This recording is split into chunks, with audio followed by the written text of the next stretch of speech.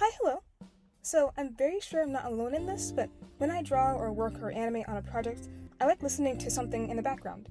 This habit is something that has carried over to me in college, where I'll often be listening to something like lo-fi or some kind of music or a long commentary video or video essay while I'm in an animation lab. It just helps to block out people's conversations and unwanted noise. I get very easily distracted in that regard. During my most recent college year, I was so busy that when I found out a YouTuber I liked posted something, I would just go, oh cool, I'll just watch it later when I have the time. And then I would always forget to watch it later. Being an animation major is very time-consuming, can cause a lot of frustration, and has a lot of hard work and skill that goes into it. But I still love what I do. It's very satisfying to see the hard work pay off. It's just, my goodness, this major is not for the faint of heart at all. But now, it's summertime, and you know what that means. Gonna head down to the beach, gonna do some beachy things. No, I'm temporarily free from the shackles of constant deadlines, and I have a lot more free time than before. Or at least I thought, because this new job is exhausting, but I need tuition money because college is expensive. Truly, the Sigma mindset never stops. But I do indeed have more time to myself, which means I can finally make some art for myself and not for a good grade. So, one day, with all this newfound free time, I was watching RTGame's Turnip Boy Commits Tax Evasion video and was hit with a sudden realization that, my god, I missed so many uploads and just so many things in general. I don't know what else I expected, and I barely watched any of my subscriptions content for 9 months. But still, did you know a new Pokemon game came out? I did, for a week, and then I forgot about it. I haven't really been interested in Pokemon lately. The only content I watched about it was a cutscene pack of Arven and my boss stuff that just so happened to be recommended to me. And I saw the Ori post about little lad LeChonk, and I animated him taking a little nap because he deserves all the belly rubs in the world. But I absolutely love Arven and my boss's story. They're best buds! I drew his picture of them back in December. It felt so nice to care about characters in a Pokemon game again, especially in this game that is a total masterpiece with no flaws or glitches whatsoever. But anyway, I watched the Drift King's playthrough of Pokemon Scarlet, and I know I said this before, but there are so many games I missed. Trombone Champ, Plastic Duck Simulator, freaking Persona 5 Royal, the Bible, and then I saw he did a Nuzlocke of Pokemon Black and White, and that just hit me with a massive wave of nostalgia because I loved playing that game in my childhood, and it was an absolute treat to see RT play, in which I will now spoil the end results of his Nuzlocke. If you don't want to get spoiled, just skip to the timestamp editing cadence / faithful put on the screen. Okay, you gone? You still there? You still here? There? Anywhere? Everywhere? All at once? Okay, anyways. Grief, my boy, you did it, Grief. I'm so proud and happy. With the power of your fallen friends, which is strangely uncanny for what you are, you won! Now, of course, I know all of this is to thank RT's knowledge of the game and strategy skills, with a mix of blessing from the RNG gods. But it's still nice to think that in the story of failure, the power of grief is what helped him triumph. Now, I know what the title says, and I know what you're thinking. What does this have to do with redesigning RTGame as a Pokemon champion? I know this was a very long intro, and I'm not clickbaiting you, I swear. It's just, God, this project is putting me through the ringer, and writing the script, which is not even done. I can already tell this is going to be a long video. I want to talk about my childhood involvement in the Pokemon series and stuff that led me up to wanting to start this passion project. So, if you stick around even longer, you'll get some free artist lore about me. I'm going to put chapters in the video so you can skip to whenever I start talking about what this is and get down to business to defeating the Huns. No worries, no judgment, so feel free to skip, and I'll see you there. Hello, hi, thank you for hanging around. Happy to see you here for the Cadence Cinematic Universe. Hope you're having a good morning / afternoon / evening / night, and if not, I hope it gets better. So, there was a time in my childhood where every Christmas my parents would buy my older sibling and I a Pokemon game. I can't remember my first ever Pokemon game, but it was either the red or yellow version on the Game Boy. I don't remember anything but the title screen from it and really wanting a Pikachu, only because it was Pokemon's mascot. I was absolutely ecstatic when one night where I was under my covers supposed to be sleeping because it was a school night, I found a wild Pichu. I can't remember if I evolved it, but I probably did. And then left it in my box to rot away forever. But this set the tradition of my older sibling and I getting different versions to play. I got red or yellow, and my sibling got green or yellow. When we got a Nintendo DS, I got diamond, they got pearl. I had Pokemon Black, they got Pokemon White.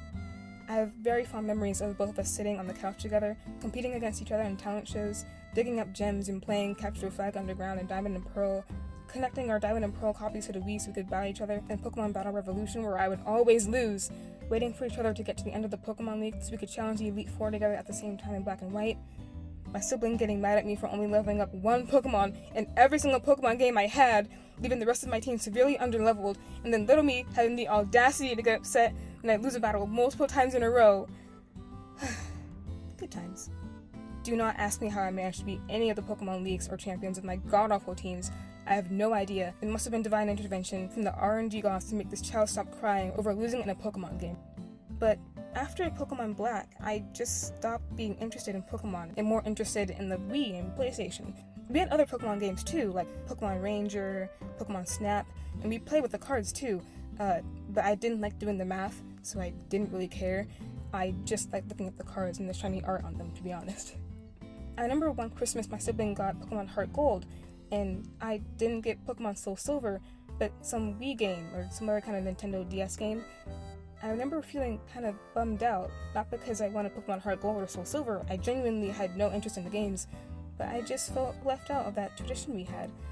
I wouldn't get to experience those celebratory moments of beating a gym leader with them, or looking through the Generations guidebook for tips, or my sibling yelling at me for being stupid.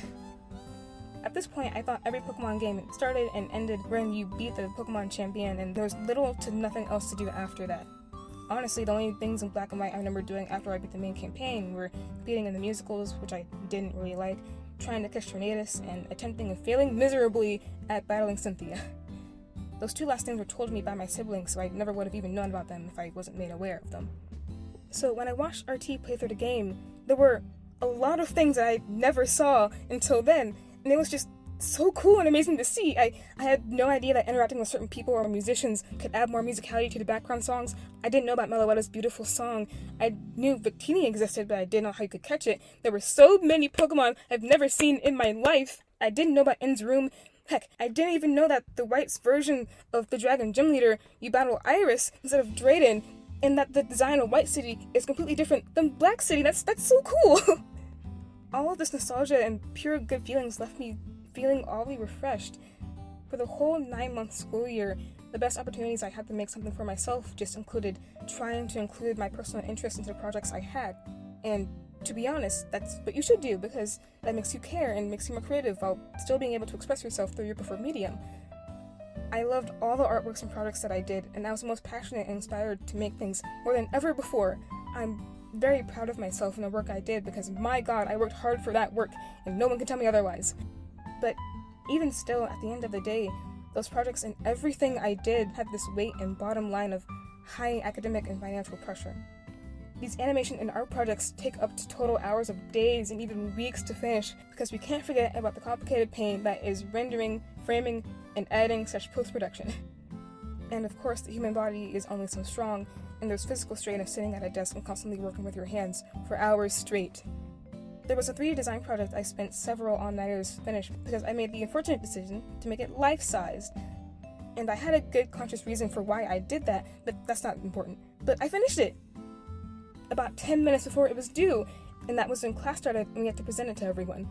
Luckily, I was working literally outside the class door for the whole night/morning, so I didn't have to walk far when my time was up. I sat down only once, and that was when my feet actually felt like they were burning and tingling, which, you know, isn't very progress. I remember my professor came in to set up stuff for the class before mine. He asked if I did an all-nighter, and I casually said, yeah, my feet feel like they're on fire, and half-jokingly said that I was actively going insane, with a very tired smile on my face. My professor proceeded to lightly but very caringly scold me for not taking proper care of myself, and when it was time for my class to start, he gave the same sentiment to the other students there. He said, it's great that you're passionate and that you love what you do, but you need a functioning body to work and perform your best. Pushing yourself right now might have an immediate positive effect, but that push can deteriorate you in the long run. When he was younger and a struggling artist, he overworked one of his hands so much that he irreversibly damaged the nerves in his fingertips, and now he can't feel anything in them. It's not like they feel numb or like pins and needles or static. There's no feeling there, not even the pressure of feeling something pressed against his fingertips. He said to just let him know if we're struggling or overwhelmed with work, if we don't have enough time or schedule to do something, or really just any concerns we have. being an artist and animator is hard. It's time-consuming, physically and mentally taxing, and stressful a lot of the times. So while I was sitting in class, desperately trying not to pass out on the spot, I heard his words. And while those words were a little foggy in my head, and I barely remember the rest of that day, it was heartwarming to know that this professor truly cared about his students' well-being, and I obviously wouldn't have still remembered them today if it didn't move me a little bit.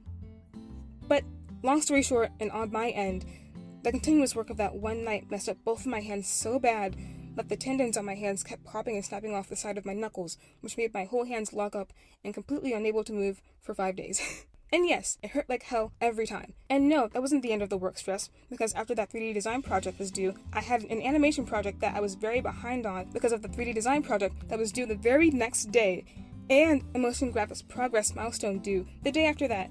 So you better believe I emailed all my professors and told them honestly what happened with that all-nighter, and that I was exhausted and physically unable to consistently work because of my hands, and I asked for deadline extensions on the projects. And you know what? I got the extensions! I don't know why I thought I wouldn't. They told me to take care of myself and to rest both of my hands and my eyes, which briefly gave me some breathing room. Before my classes moved on to new projects because they were done. But I still wasn't. I was burnt out. So this added even more stress and unfortunately resulted in me turning in some projects that I wasn't 100% happy with the final outcome, and an ungodly amount of more all-nighters and lost sleep. I still worked hard on those projects and I put as much effort as I can into everything I do because I care about what I make and I want to be proud of it, but I very much suffered in the long run. Still made the dean's list though, so maybe it was worth it for the scholarship opportunities. Now, trust me, I know that was a long speech, and this was barely scratching the surface of everything, but hopefully this gave you a little bit of perspective into just how stressed I was. I was constantly stressed, or at least way more stressed than I usually was, for nearly a whole year, with all of my passions and creative liberty being weaved into the same things that made me stressed. And I will say that I did take breaks. I kind of had to force myself to do so for my sanity, and they were short, but I drew some fan art, I watched some good anime, found some of my new favorite channels to watch, and before my classes began, I took at least 15 minutes to just listen to music and walk around campus. Usually I would put a big majority of my monthly work-study earnings in my savings and leave just enough spending money for emergency groceries only. But for the first time in my life, I actively pursued self-care and bought skincare items and went out of my way in buying treats for myself after a hard day's work, because I deserved it. But it would be a lie if I didn't say that there was constantly a voice in the back of my head saying that I shouldn't be taking a break, I should be working right now, or I was wasting valuable time and being lazy. And that was also tiring. I also have to wear a back brace whenever I work on a computer because my back me duele tanto. After I finished watching RT's Black and White Nuzlocke and his VTuber debut, I know it's been a while since the name last popped up, but don't blame me if you forgot, to be honest. I was just hit with this nostalgia, and because I thought the rigging and the tracking with the model was so freaking cool. There's so much effort that goes into a VTuber model, and I really like the design and the galaxy print, and I just got the urge to draw something specifically for myself. Despite me being home for the summer, I knew I had to work on my professional portfolio, or at least develop my professional skills more, but honestly, the motivation to draw really anything, professional or not, hasn't been there.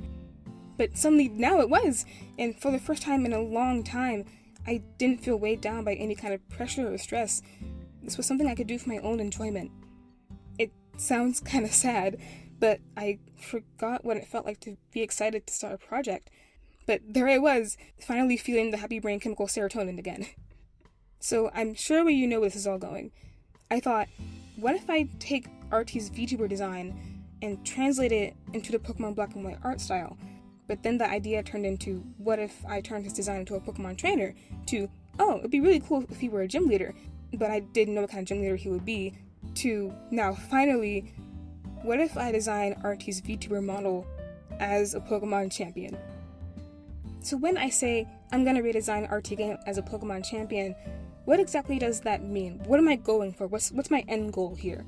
Specifically in the Pokemon Black and White art style, I want to, quote, championify this outfit, because in my brain and for this project, when I think of Pokemon champion, I'm not talking about there already being a champion and RT got all the gym badges and he's a trainer, he beat the Elite Four, beat the champion, and now he has the title of champion because of that.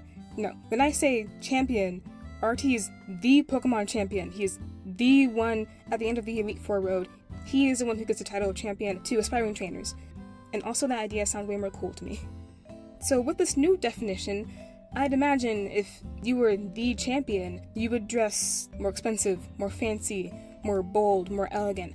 I haven't played Pokemon X and Y, but I know that Diantha is the champion in that game, and it looks like she's wearing designer clothes with a designer bag. And of course there are exceptions to this, especially in the early games, but like, overall, the champion designs are pretty decked out, right? And this is just me throwing an idea out there and thinking out loud, but I also do like the idea of the champion of a Pokemon game. Instead of looking all fancy, they just wear a plain sweatsuit with socks and house shoes. Like, the most casual fit imaginable because they just like dressing comfy. It's completely possible for you to go to your local store, turn down an aisle, and see them also casually grocery shopping. They are a human at the end of the day, and they have human stuff to do. And they also just so happen to be the champion. I imagine they'd be chill, easygoing, comfortable to talk to, maybe a little playful, but responsible and serious when they need to be. And they also have Cynthia levels of strength, but that's not what we're doing, and that's not the point. For this prompt of championifying, I immediately knew that I wanted to redesign the model to fit the expectations of my prompt, i.e. making the original design more fancy. And for clarification, I want to make clear that I'm not trying to make the original design better or saying, I don't like this design, it sucks, so I'm going to make it objectively better. I'm not trying to one-up the original design or trying to fix it either. That's not what my objective is. My objective is to use the original design as the main source of inspiration to see what a version of it would look like if it were in something else, which is my subjective version of a Pokemon champion. Think of it as like an alternate universe AU kind of thing, or like, this is so niche, but when Sora from Kingdom Hearts enters a new world and his outfit whole appearance changes. This is Sora's original design, and this is what he looks like in the world of Pirates of the Caribbean. This is RT's original V4 model, and designed by JJinomu and Tsunesama, and this is what he can look like in the Pokemon world as the champion. When I say I want to improve things or that I don't like something, I'm only referring to improvement in this project only, because I think I maybe already have some ideas of what I want to change. But, of course, both JJinomu's and Tsunesama's socials will be in the description, so please go check them out. I literally wouldn't be doing this if it weren't for their work.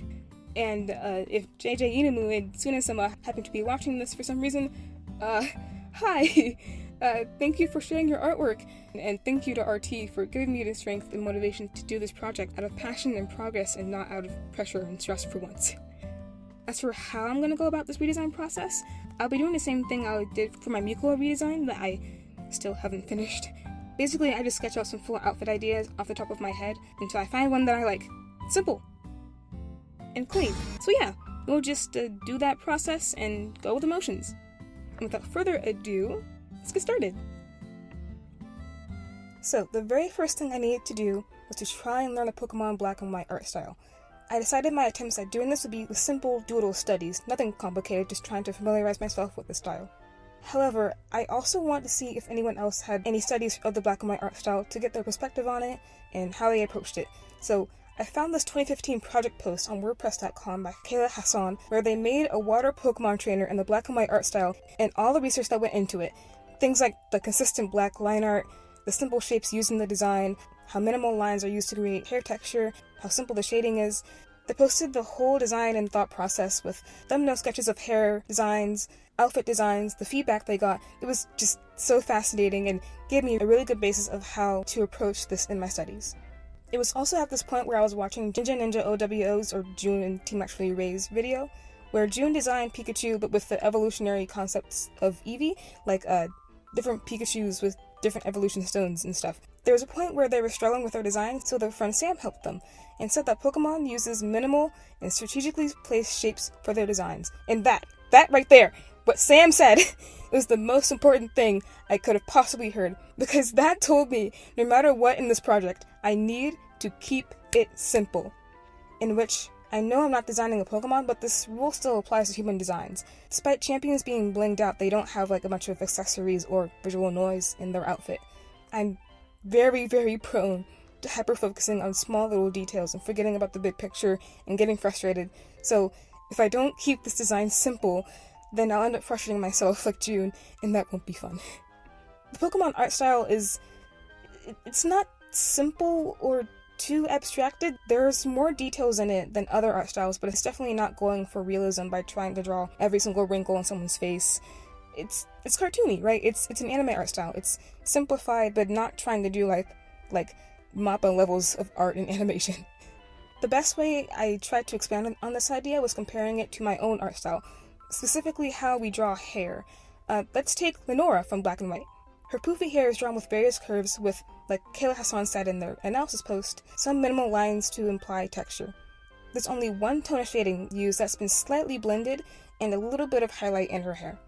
In my art style, the afro puffs are also drawn with circles, but as I'm sure you've noticed, there's a lot more line art happening in the hair. I add both varying line thickness and line weight to the hair to imply its texture. This one just so happens to not have any shading in it, but I like adding multiple colors and bright highlights that don't make sense because I just think it's fun. And this observation of hair line texture in the Pokemon art style varies from person to person. Cynthia has more line texture in her hair than Lenora. My best guess of why is to better see the movement of her hair flowing down and to see like the loose texture of it. And this simpleness also applies to the color palettes, like they generally have maybe 4 or 5 different colors going on. Heck, Cynthia's outfit is just black, and Diantha is just very white with some gold and barely visible purple eyeshadow. So with this newfound knowledge, I did a few simple study doodles of RT, mainly using the male trainer's face as a reference. I took notice of how scrunched the facial features location are on the face. Like, they're all pretty close together, especially the mouth and the nose. The shape of the nose is just like a little swoop, little curve guy to imply a nose, and the smile is just also some little curve. The eyes are big and take up a big portion of the face, but there's still a lot of head form room. I also thought of how to translate the hair in a way that wasn't too detailed, and a way that could tell what kind of hairstyle it was. I decided to separate the bangs and the rest of the hair into different shapes. I simplified the bangs into these kinda not jagged, but like they're two shapes that like go up from the hairline and like curve up and out. And then I followed the trainer's spiky hair that comes out of his hat for the back of RT's hair, and I played around with how spiky and how many spikes should be in there a little bit. I also did a little bit of coloring, shading, and lighting, mainly because I wanted to see how soft the shading and lighting should be, where the shading and lighting goes on the character, and how much shading there should be.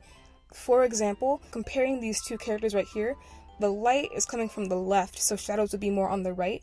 They both have their arms up, but the trainer on the right has more shading on his upper arm than the one on the left. The back of the left trainer's hair has more shading going on than on the right, but the right trainer's hair transitions a little bit from light to dark in the very, very back. They're also both wearing hats, so their foreheads get more of a shadow. Just stuff like that. And with that, I finished these little study doodles just to dip my toes in the water to see what exactly I could translate and what exactly I understood well. Now, with that finally done, it was actually time to start drawing and designing the champion outfits. And I did! I did do that. I looked up some inspiration and I drew like 2, and I got done and I looked at them and I stared at them for a long time. And I knew these are just concepts, right? Nothing serious yet, just getting ideas down on the board for the first time, nothing serious.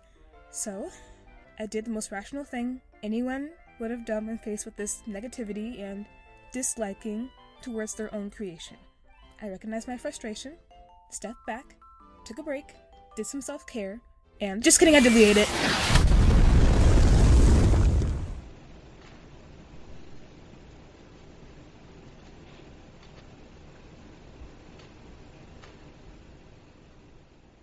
You ever heard of Courage the Cowardly Dog? It was an American horror comedy series that aired in the late 90s to the early 2000s. It follows Courage, the cowardly dog, protecting his family from spooky people and the paranormal that try to interrupt his peaceful life on the farm. For a lot of people in my generation, they grew up with this show and remember it very fondly, despite them saying it scared the crap out of them as kids. I also grew up watching the show, but I wasn't scared of it, probably because I was already predisposed to some horror elements because of my dad, and that made me look at things with an analytical/curious point of view. For example, I think the very first horror film I ever watched was the 1986 horror musical film Little Shop of Horrors with my dad. He would talk about how the film was made, the amazing puppetry they did for Audrey 2, the powerful vocals of Levi Stubbs, and the set design. all while some guy's body was being chopped up into bloody pieces to be fed by a man-eating alien monster plant on TV. And I was fascinated. Not by the chopping up part, by the behind-the-scenes and art process making part of it. This led to me watching scenes in movies, and instead of being scared of a horror moment, I'd just go, huh, cool. I wonder how the movie maker people did that. And this was the most prevalent when I saw Coraline, and I absolutely loved it the first time I saw it. My older sibling thought something was wrong with me, but I didn't find the movie scary at all. I found it fascinating. And this isn't to say I wasn't scared by stuff. I was a child who had mostly unmonitored internet access, so I was traumatized. There were some Vocaloid songs like Bacterial Containment, that one anti-piracy scream from Sonic, Salad Fingers. Surprisingly, none of those like gory My Little Pony animations nor Happy Tree Friends had any reaction from me. I just thought they were weird. But for some reason, the one it needed Hold Me A and V was the one that terrified me. My older sibling and I saw the trailer for the 2009 movie 9, and it terrified us. We wanted nothing to do with it. But anyways, I watched Courage the Cowardly Dog as a kid, and nothing scared me from it. Except the very last episode from the very last season. Perfect. It was late at night, and I was watching TV alone, when all of a sudden, with no warning at all, I saw...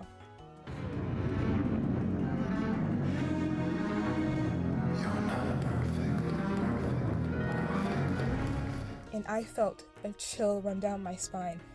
Never before have I felt so exposed. It wasn't the atmosphere, or wasn't how the Bugle monster looked. It wasn't the suspense or how sudden the scene happened that scared me. It was simply the fact that it said that I wasn't perfect that rocked me to my core. Kid me was constantly told how important my education was, so I took that extremely seriously, which led to high expectations for myself and a crippling fear of anything but perfection. My childhood was filled with an irrational fear to be perfect or get good grades, to be liked by everyone, and to get highly praised by my teachers.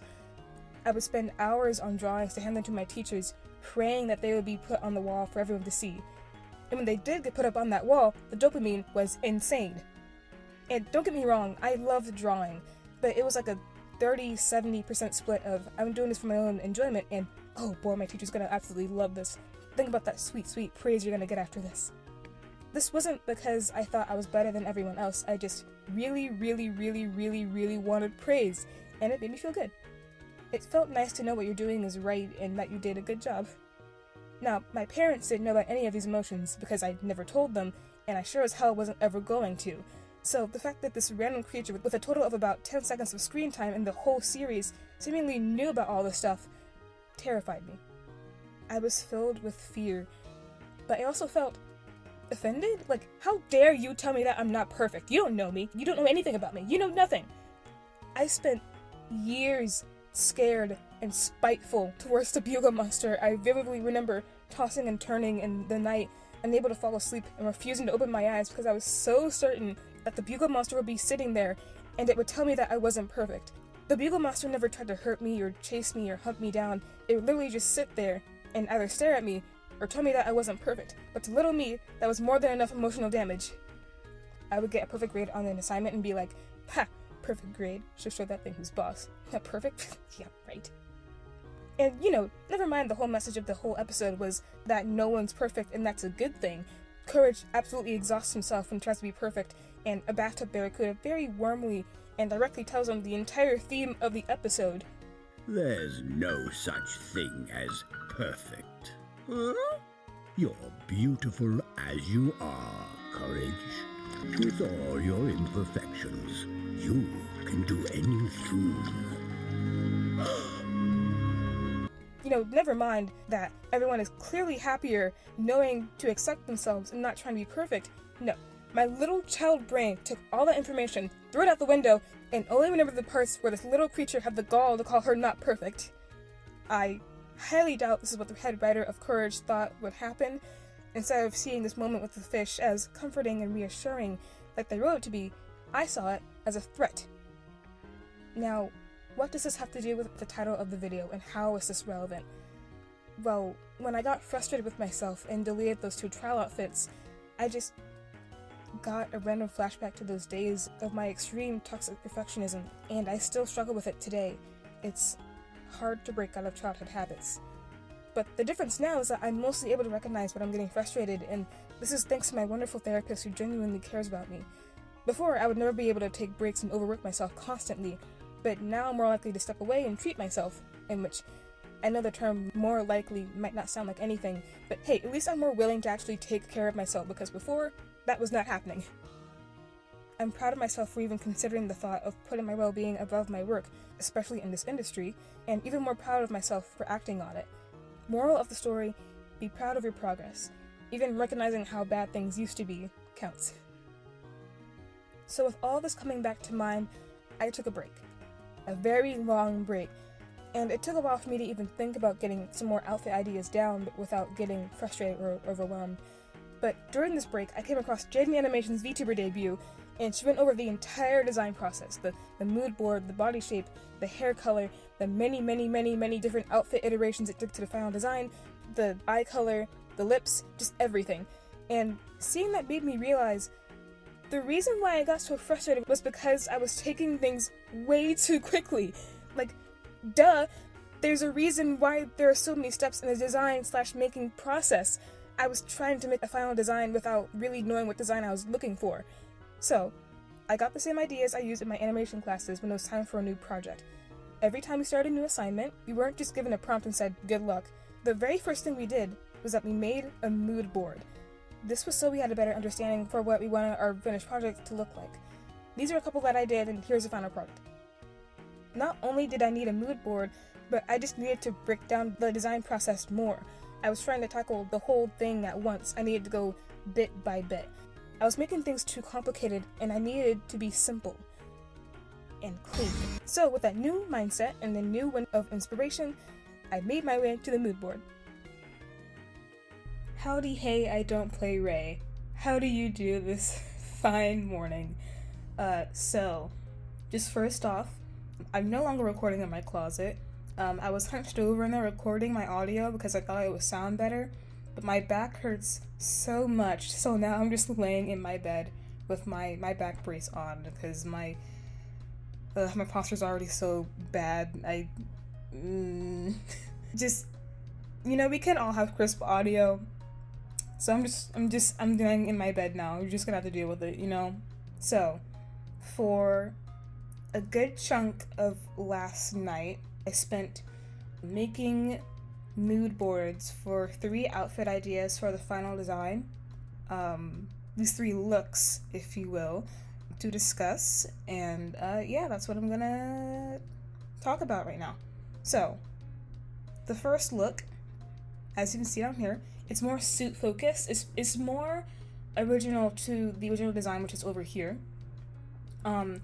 It's my entire design idea is basically, like I said before, to fancify the outfit. So, since RT, at least for what I know, likes wearing suits, I thought something maybe more Victorian inspired, maybe steampunk Victorian, to just give it a little bit more of a fancy look, if that makes sense. Which is the things you can see over here. So, in the original design, the tailcoat and the vest and the sleeves, they're all connected. They're not separate, like in here. They're all one, just one piece. So, I was debating with myself whether or not I wanted to separate the jacket and the waistcoat or the vest, or if I want to keep it all in one thing, like in here or here.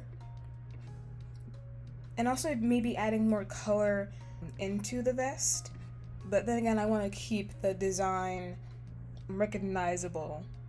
I don't want to add so many things to where it doesn't look like the original design, if that makes sense. So I'm still just debating on that. But anyway, this first look is more suit focused, and I really like the idea of having a ruffled tailcoat with these little ruffles right here, just to make it more classy and elegant looking. I like the idea of just like these ruffled tailcoats flowing in the wind as he walks by, and the inside is still gonna have the galaxy pattern. And maybe, I'm still on the fence about it, but adding some trimmings, either some gold or white trimmings for contrast, just to add more of a, I feel like I'm going to say fancy and elegant so many times in this thing, just to add more of a prestigious look. I don't know if that makes sense, but just some extra trimmings on the side to give more contrast. Gold will look nice. Just I'll do some golden buttons too. I don't know, still on the fence, but I really like the idea of the ruffled tailcoat. I really want to somehow incorporate that into the final design. I think that would look really, really cool. And I also had an idea to keep the tailcoat split like this, or do I want to make it just one whole fabric like in here or here? In which maybe I'll keep it split for the sake of a clear silhouette, to properly say that, hey, this is a tailcoat and not like a dress or anything. Maybe I think I'm most likely going to keep the tailcoat split just for silhouette's sake, and I'll draw out different ideas, but that's the ideas I have. Oh no, what? Oh no. Okay, cool. We're back. Okay, so that's this first idea summarized in a loose format. Just more catered to the original design, but adding a ruffled tailcoat and maybe adding some trimmings on the tailcoat, and maybe or maybe not splitting the tailcoat. It's probably going to be kept split, but that's where this first look ends. Okay, so for the second look, it's more undershirt and vest focused, and there isn't going to be a long jacket or tailcoat, and it's going to be replaced with some kind of cloak. So instead of having a ruffled tailcoat like in here, we're going to get rid of that, and it's going to be more focused on the vest and the white sleeves underneath. I also think that would give a more pop of color, since this original design, it's homogeneous in, at least in this upper part right here. They're just 3 colors, but the purple takes up a lot of the space. So having some white to break up the purpleness of it all, I think that will add more. Even though it's just like one color, it still helps to have that kind of variety in there. And so the white undershirt will be showing, and I was debating whether or not the undershirt would have a ruffly collar. I was debating whether or not, since this original design has the jacket closed, and this is going to be with a vest, I was debating whether or not to have the vest be opened.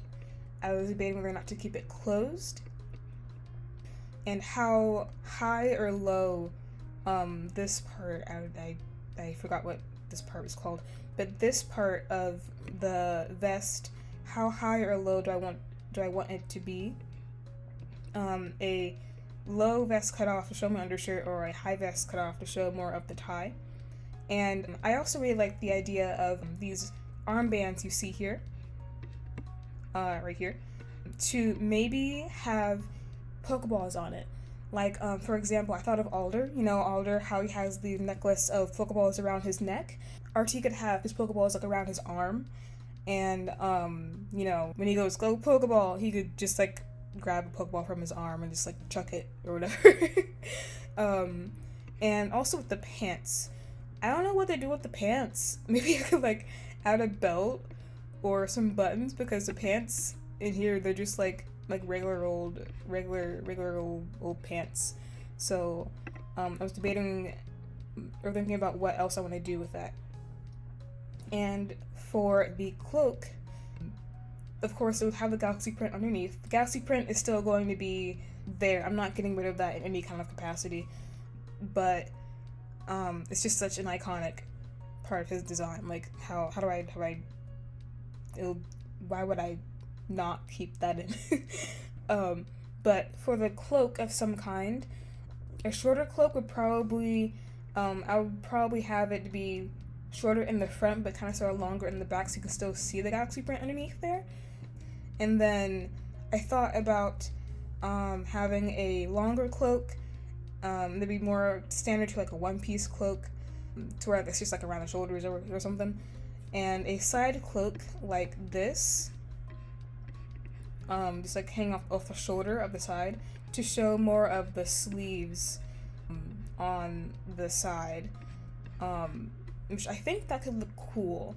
We'll see about that. So this is the second look, more vest, more sleeves, and instead of the long ruffled tailcoat, it just has a cloak of some kind around the shoulders, or hanging off the shoulder or something like that. Alright, cool. And for the third and final look, we would combine both the ruffled tailcoat and the cloak, which I will say, if I do this idea, the cloak would have to be more in the back to not take away from the front details. Like in here. The cloak is hanging like off like the way back of the shoulders, because I have a feeling it might be a little bit too much, since remember the tailcoat and the cloak both have the galaxy print underneath, so that could cause some overlap and like unwanted overlap in the design. And a little bit like right here too. And then I also took this idea to brainstorm about what I want to do with the top hat.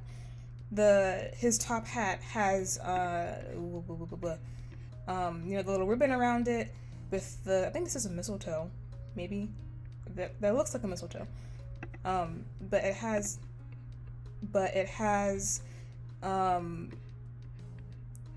just what do I replace it with? Do I want to replace it with anything, or do I keep the mistletoe in there?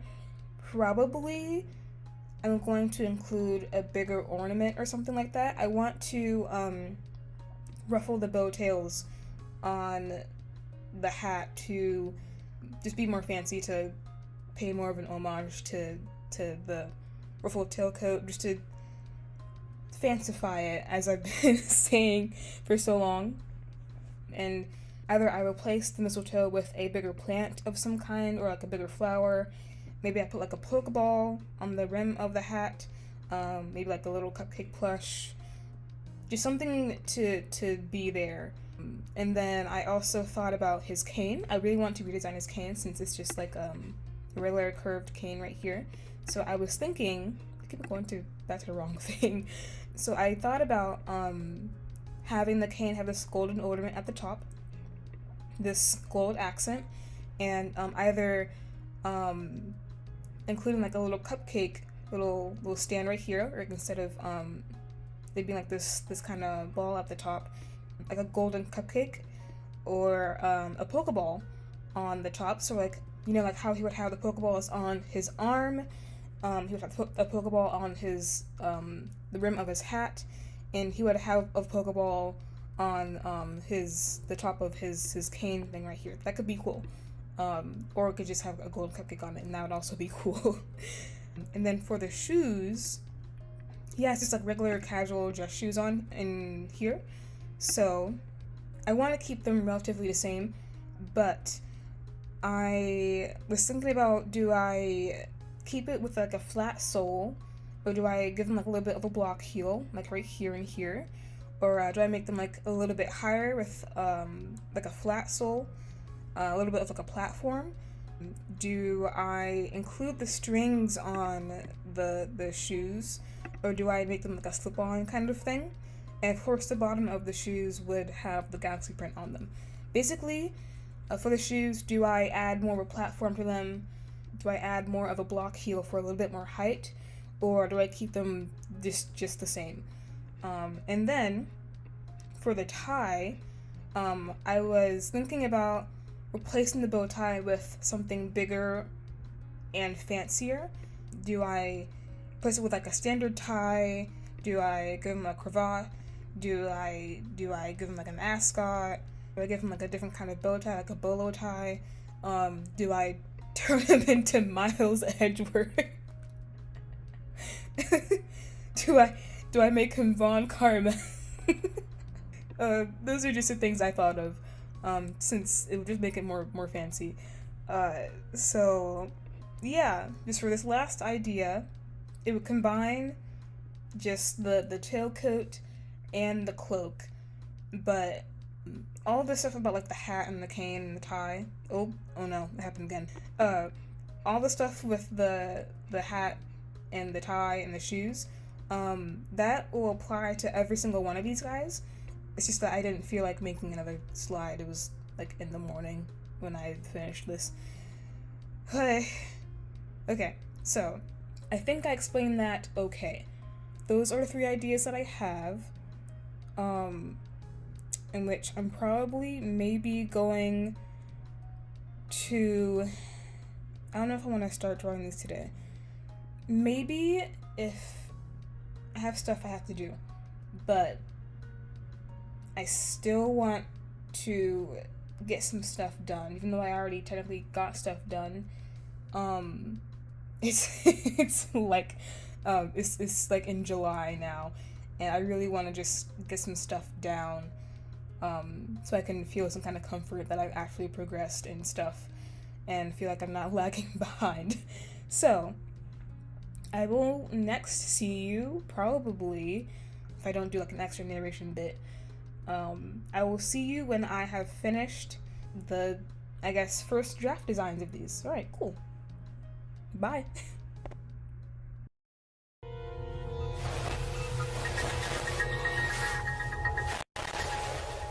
It's a lie! Nope, that's not the next time I was going to see you. After I got the mood board done, I took a little bit more of a break. One day, my sibling messaged me if I could find their old Pokemon games in their room, and in the midst of more nostalgia, I found this. The old Pokemon Heart Gold and Soul Silver guidebooks we used as kids! Or rather, they used, because I didn't have either of the games, but I could have sworn we got the Diamond and Pearl version too. But what the heck, this is so cool! I never expected to see this thing, like, ever again! And this was perfect timing. With this physical book next to me, multiple characters would be readily available for me to look at, and I wouldn't have to go through several Google pages to find a single good reference. And I know Heart Gold and Soul Silver and Black and White are different games, and they aren't exactly the same art style, but they're similar enough, and they came out a little bit after a year within each other, so cut me some slack. I'm taking this opportunity. Hey, so remember when I said the next time I'd see you was when I completed some draft designs? That was a lie. But it was the next day, and I didn't draw anything, of course, but I had a realization that there were just so many little things that I had to figure out before I actually started drawing the design, like the body shape and stuff. So that's what I did in my sketchbook. I mentioned it before, but I was watching JJinomu had a subathon stream where she went over the design process of her VTuber model, which is really, really cool to see. I love seeing the behind the scenes of stuff and the process of stuff. Like, one of the first things that you see is her and I forgot who designed the model. I feel so bad, but just the body type was one of the first things that was a thing to be figured out. And like I also said before, I needed to break things into more parts, because if I didn't, I would just end up being overwhelmed and frustrated. So I went in my sketchbook and I wanted to figure out what kind of body type this design was going to use. So I got the Johto guide thing that I found in my sibling's little closet thing. I basically looked at a bunch of references of just characters posing, and I used those as references to draw different body types. And at first I wasn't trying to do anything too serious, just sketches, which I'm trying not to make things too serious. I'm trying to keep things loose, to get rid of that kind of pressure on myself. So at first, I just drew in my sketchbook without looking at any kind of reference, and this is what I just basically did just really quickly. just straight limbs, trying to get like a basic, really basic pose. And then I started looking at the character poses, and you can see the progression of things slowly getting more defined. And as I was putting down here, there's more curvature in the arms and limbs.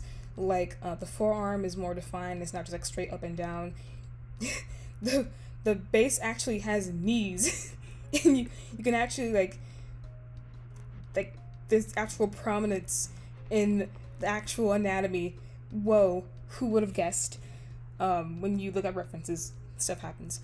I was also looking at, this is also where I started to not only look at the bodily anatomy, but also the facial anatomy a little bit, because compared to my art style, how I draw ears, it's just like a little curve thing with like a little swipe in the end to imply that they're the inner of the ear and whatnot, whatever that's called. I forgot what it's called.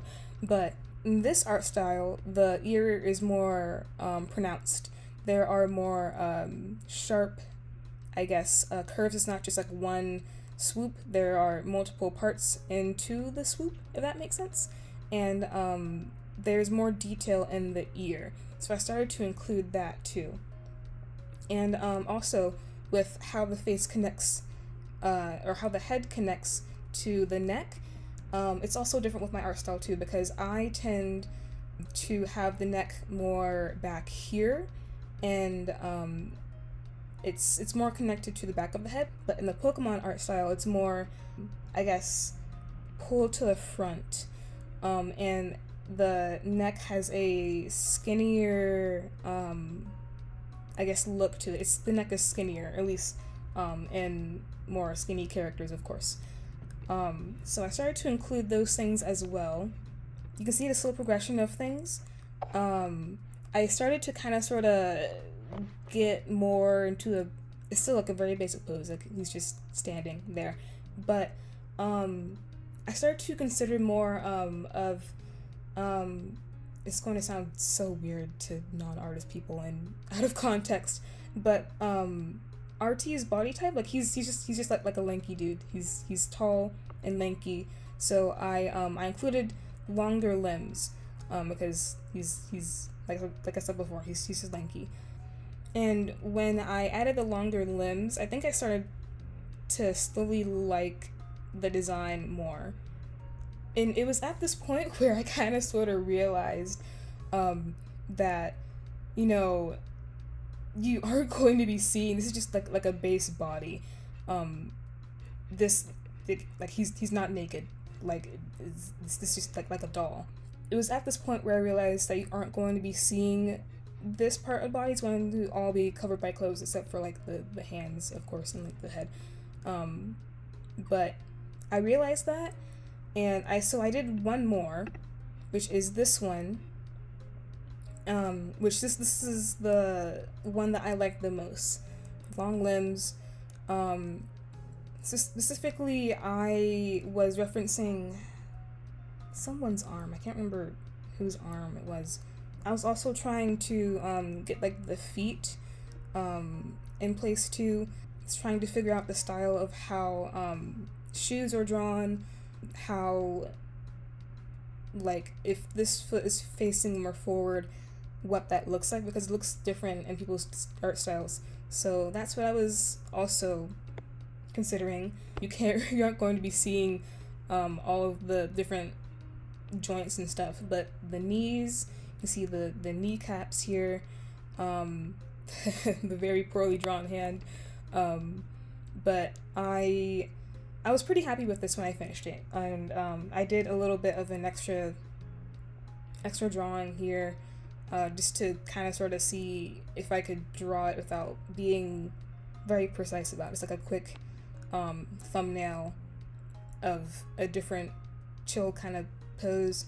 It looks very weird, but it got the job done.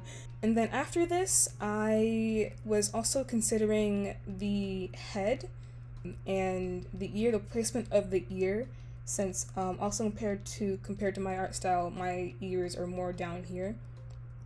but in some characters the ears are like way up here. And then I was considering the face structure. I was considering, you know, do I go for the trainer kind of face type more, where it's like more like short and stubby, or do I go for like a kind of sort of medium where it's like it's skinny but it's still short? And then I just realized, like I said before, RT's like a lanky guy, and it's gonna sound so disrespectful, but he has a long face, so he has, it's just the truth. I don't want to sound creepy, but it's, to non-artist people it sounds a little weird, but just studying how people look, you know, how far apart their eyes are, or how long their nose is, or how far down their chin goes. Basically, long story short, RT's lanky, he has a long face, and I specifically, I referenced, oh gosh, what's his name? Hold on, let me get the book real quick, hold on. Professor Elm, his face is longer than, I want to say most, no, his face is just longer than like everyone else in like the Hero and Allies page, and I thought that would be a good reference to have, so I referenced his face specifically, and I made the chin a little bit longer.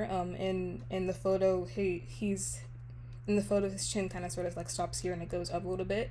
It's a little bit more rectangular, but it's still skinny, and long, but I made it just a little bit longer, so because I wanted to. Then I also started to consider the eye shape too, just very briefly, because I also wondered about that. He looks he looks like he's seen something. He's in distress. Please help. But I also considered that too. In the art style, the smiles are kind of sort of broken apart with this line being broken in the middle. It's not just like one continuous line. So I also thought about that, and the spacing of the eyes too. In this example, he has very round eyes, in which I want to experiment with different eye shapes with this long face that I've chosen. So I'm gonna put this photo in my drawing software and trace over it, and then also add this face archetype on here, and then experiment with different kinds of eye shapes to see which one fits the best, because this eye shape right here, I think it's most similar to like the trainer type, very round, very big, takes up a lot of space on the head. My goodness. But I wanna, since he's, you know, this is a more adult body type, I want to see how different eye shapes look on it, then go from there. So I will see you then. Bye. Hey, hi, hello, Cadence/Faith from the future here. It just occurred to me that I forgot to record the speed paints from, I think, here or sometime in the future, until like I got to the tailcoat, which I still wasn't done with the design, but it's still kind of far from where we currently are. So I forgot to record those, also just because of some performance anxiety, which I think I mentioned later somewhere. But I did record my thoughts about after I got done drawing whatever I just drew. So you'll see that. It's just that you won't have the bottom of the screen Subway Surfer speed paint going on while you listen to me talk to keep your attention. Yeah. Alright, bye. Hi, welcome to Katie's. So, a lot of things were considered. The thing that you might notice the most is, of course, the different eye shape and the eye sizes. Things like the spacing between the eyelid and the actual eye and the bottom lid were considered. Like you can see here, how the eye specifically is smaller than, say, in this one, number 3. Also, the swoop of the nose, little swoop guy here, how swooped should it be? Should it be like this swooped, or should it be kind of sort of more downward swooped? Should it be more outward swooped? And how close the mouth is to the nose? Like this, I'm looking at. he looks kind of goofy, but the mouth is significantly more far away than this one, and the smile is bigger here. It's more up towards the eye line here than it is in this first one. And also the thickness of the eyebrows.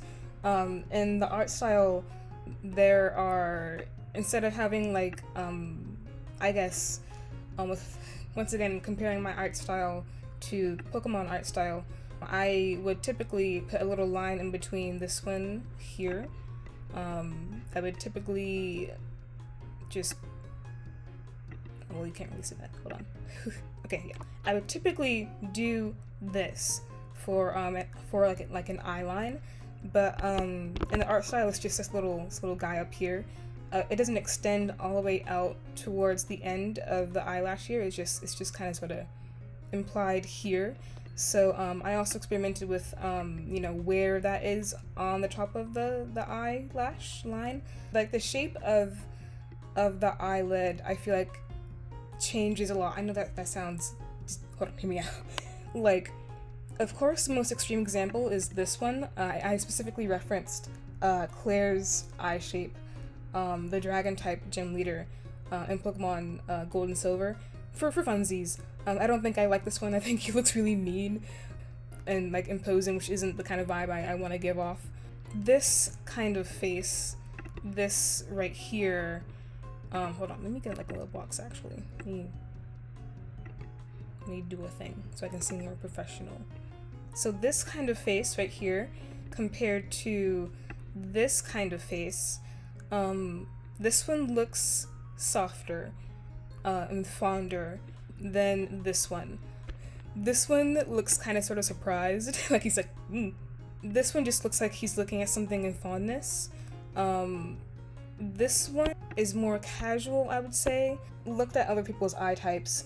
I didn't include it in the video, but I also tried out like Bianca's eyes on this face, and I thought it looks a little too round for this kind of long face shape that I've chosen, so I didn't go with that one. I think personally where I am right now, I like this one the most.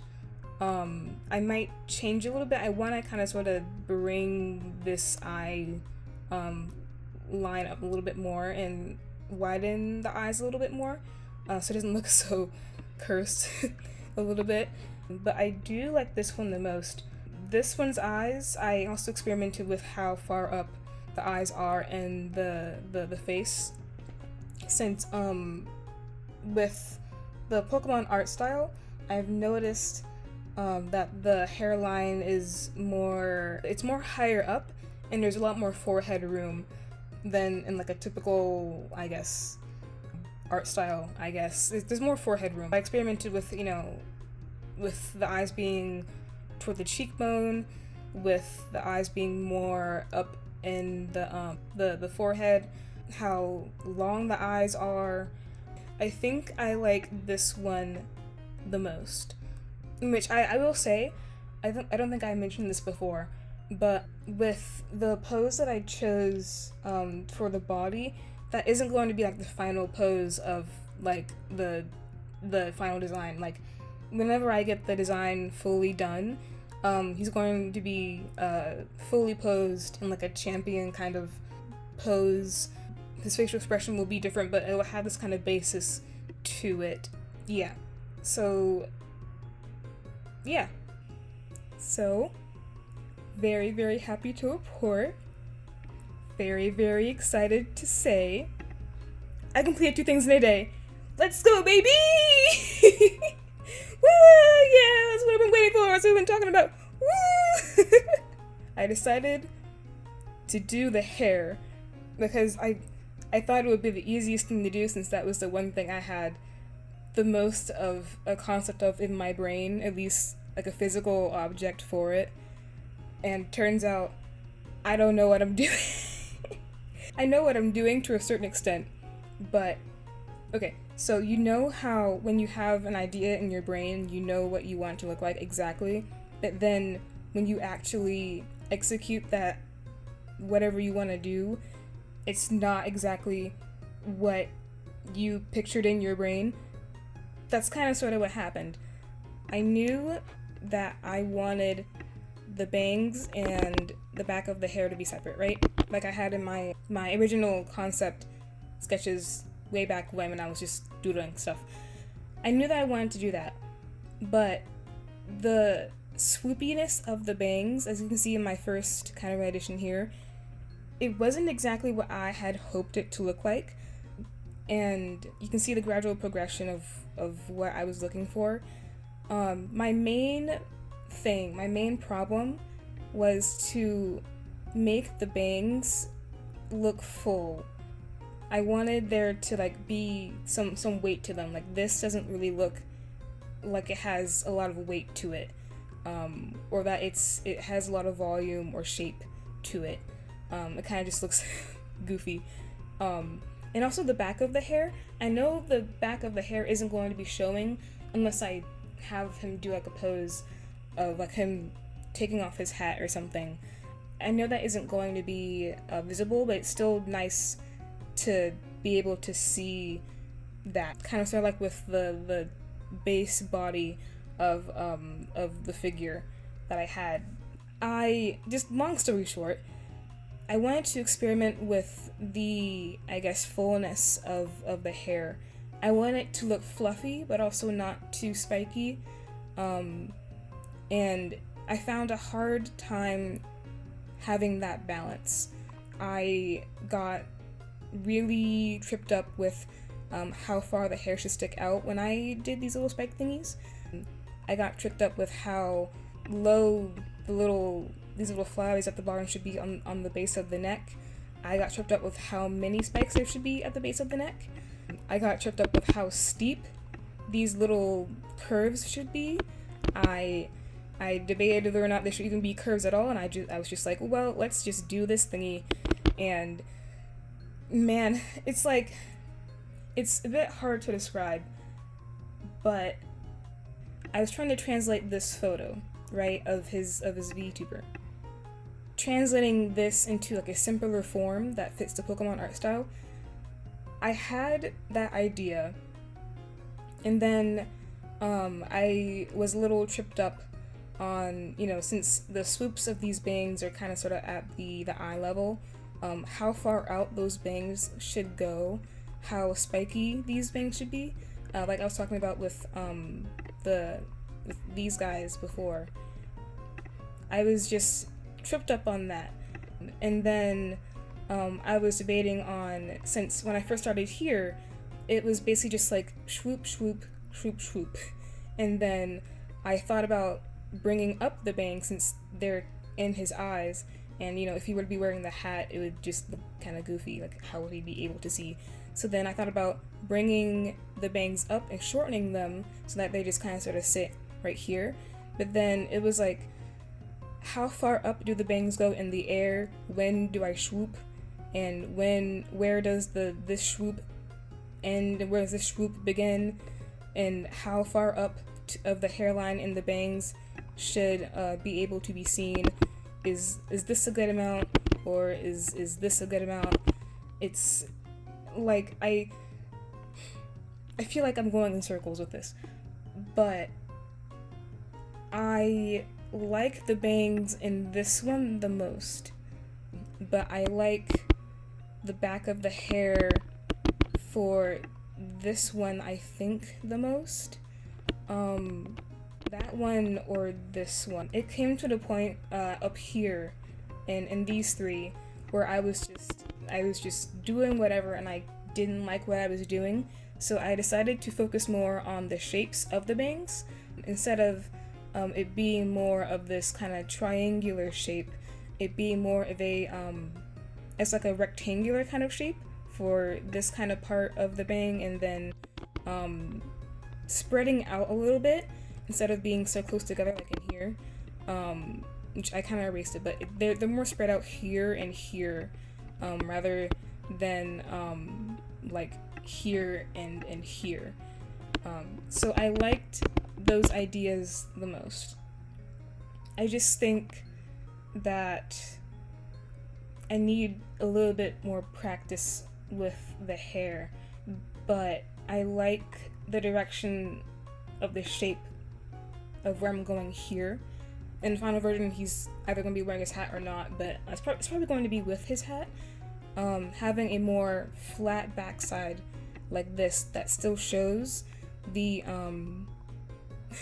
the spike swoops in the back is a good direction to go. I just need to define that more, but I still need a better direction and a better visualization for what I'm looking for.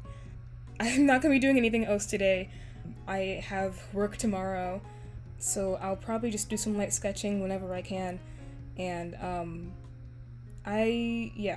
that's the plan. Alright, bye.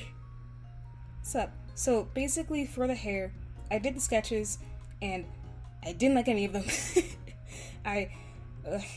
I sketched out the stuff, and I immediately forgot how to do the hair, even though the other day I did the hair in a way that I liked. I was using the bangs hair that I liked as a reference, even though I did that, it didn't work out. Long story short, didn't like any of them, but I also experimented with where the bangs should land on the eyes, how far the eyes are on the face, if they're too much to the left or too much to the right, which one looks the best. The back shape of the hair, I wanted to go more with like a rectangle kind of look to go with the long face and the longness of the whole entire outfit to help lead the direction of the eye downwards instead of I didn't like any of them, but I did like this pair of bangs the most. I feel like that one was the one that was closest to the one I did on my computer. So I'm just gonna trace over the bangs and then like just combine the back of the hair of the one that I liked, since I don't like any of the back of the hairs that I drew on the page. What is he doing? He is thinking. He is certainly thinking. What is going on in his head? You do not want to know. Alright, bye.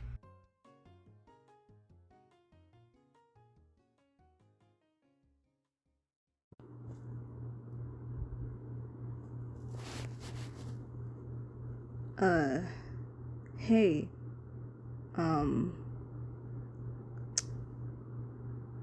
it's currently, almost 3:10 a.m. I've just been tossing and turning for hours, and, I just haven't been able to sleep, and I have to wake up. I have to wake up in like about 4 hours, to get ready for the 8 a.m. shift grind, baby.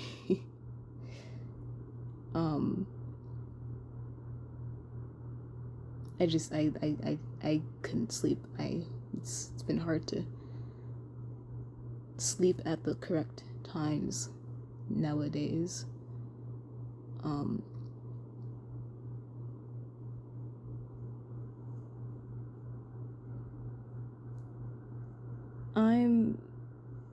I'm gonna be honest with you.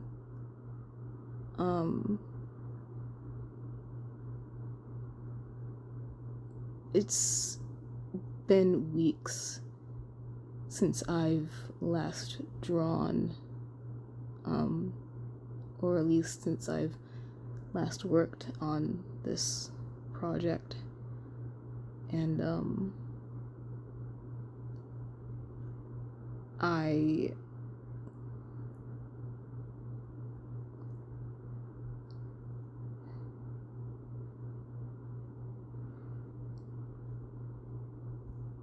I'm not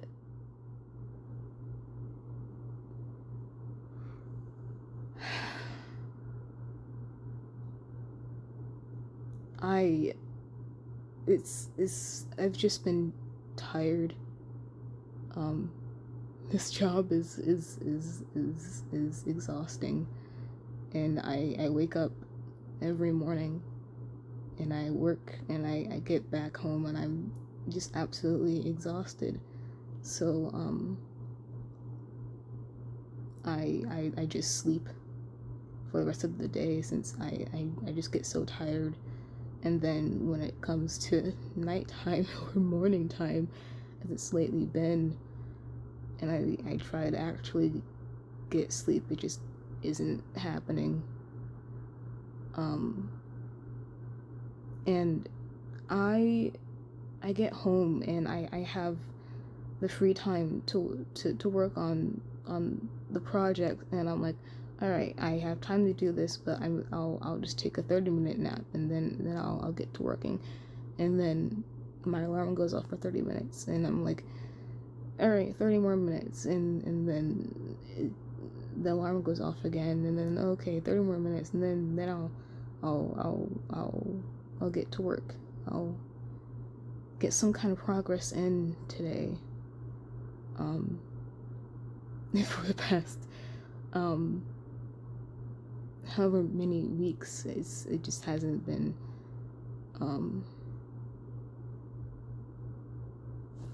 it just hasn't been happening.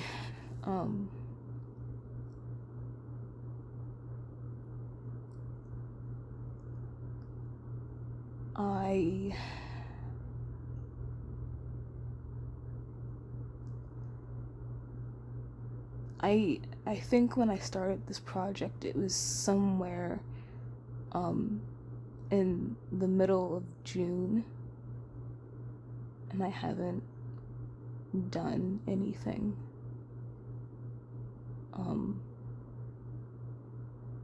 And I've been trying to slowly motivate myself to do something, even if it's not just, it doesn't have to be working on this. It could just be doodling my favorite character, or going for walks, or just doing something with my hands to distract myself, something calming, something else to get to the gradual steps there.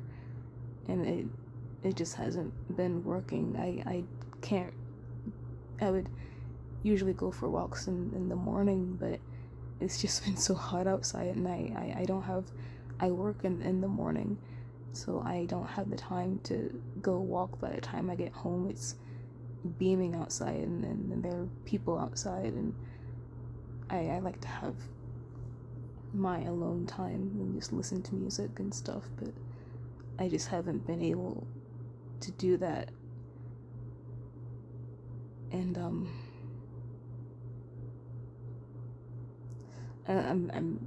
sorry. I know you didn't click on this video to hear this.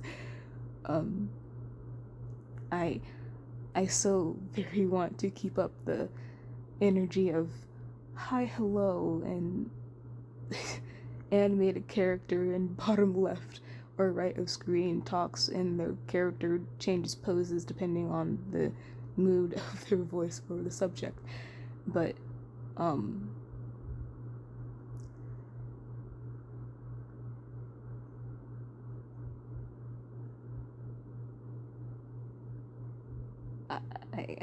I just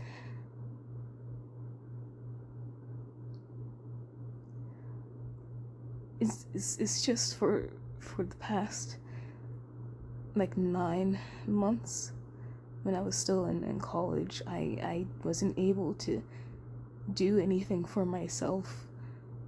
We would have projects and stuff, and being an animation major is time consuming. And it wasn't like I would try to incorporate my personal interests into my artwork. And that I still got the creativity in those projects, but at the end of the day, it was I work hard to put effort into this thing, and that went into that hard work goes into a good grade, which then goes into getting a high GPA, which means it now goes towards more scholarship opportunities, and that goes into tuition, because college is expensive, and money and funds are limited. So that was a constant pressure over on my shoulders for the whole 9 yards. And now that I'm home, I don't have that pressure, or at least there's less of it, because where I am now in my college career, our portfolio is very important, So I was told to work on my portfolio more, to get more professional work out there. So at the time I thought, okay, I'm going to spend the whole summer working on professional stuff. I'm gonna build up my portfolio. I'm gonna get a CV, and I'm gonna do a bunch of stuff that'll look good for my portfolio. And then when I got home for the summer, I so very desperately wanted to do something for myself.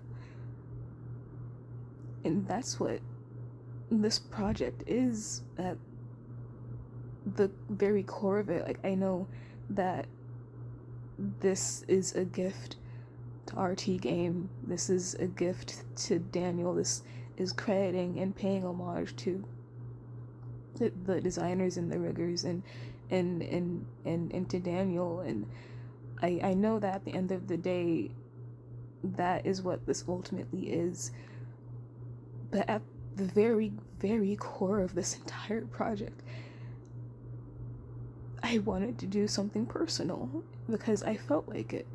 Not for a good grade, not for tuition, because I felt like it. And there's a sense of freedom in that I can make something simply because I feel like it, is because I want to, for my own enjoyment. And I thought this documenting my process and getting to see the process in a video format would be really cool, since I know I need to work on pacing myself with my projects. So I thought this would be a really cool opportunity.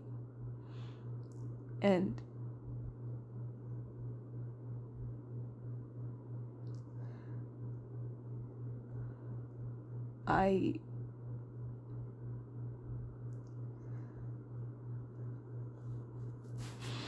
it's just not. I'm not.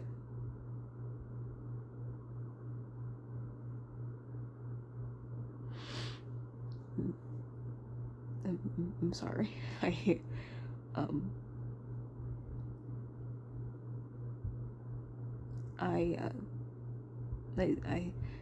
None of this is scripted. I don't even know if I'm gonna put this in the video.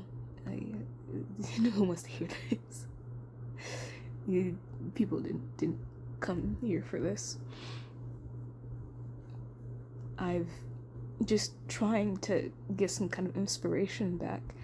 I've been looking at other video essays, and just in general, I like watching video essays on stuff that may or may not interest me, and just reading comments about, oh, the storytelling in this is so good, or like the narration, the script writing in this is so good, and like, I really appreciate the editing and all of that stuff.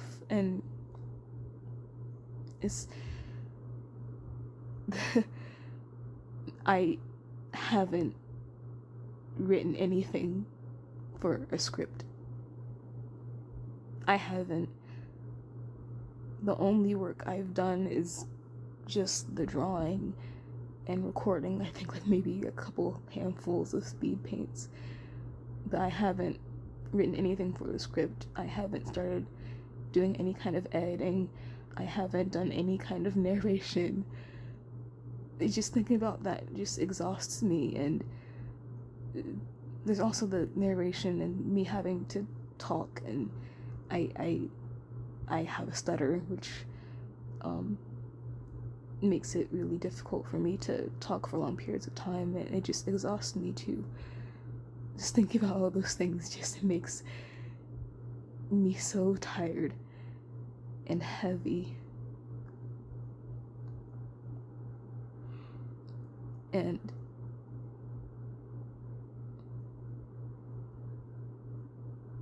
this project is personal. And I want this time to do something personal, because I genuinely want to do this, but it's like the motivation is slipping from my fingers and I don't know what to do about it.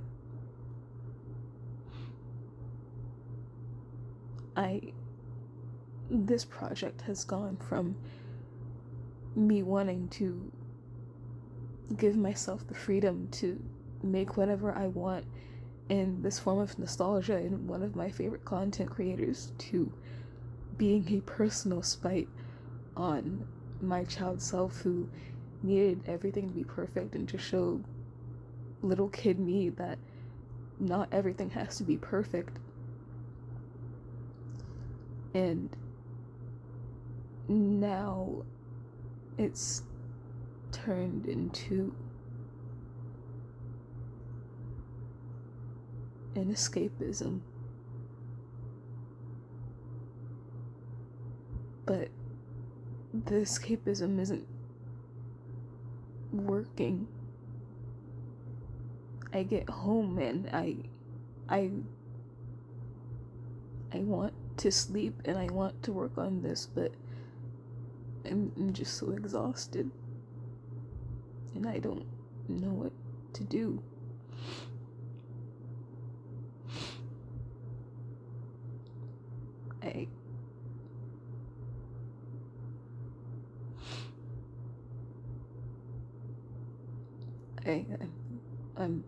I'm sorry. I don't know how this entire process is going to go, but the emotional whiplash of this is what I'm going to do, and I'm so happy I'm fucking depressed.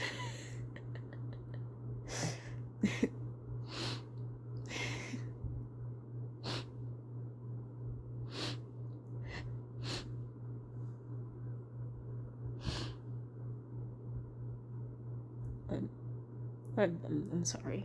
I'll just.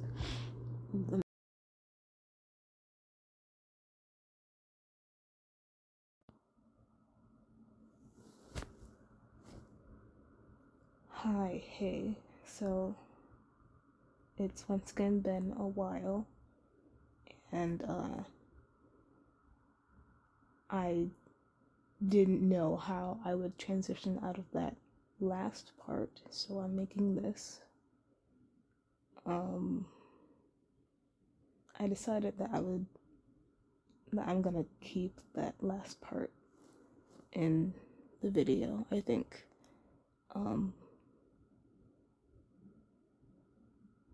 just my thought process of it all is, you could see something, like if you were to look at a piece of art and it looks like it was done relatively quickly, or just anything online, like a video or just anything, you might look at that thing and you might go, oh, that looks like really simple, or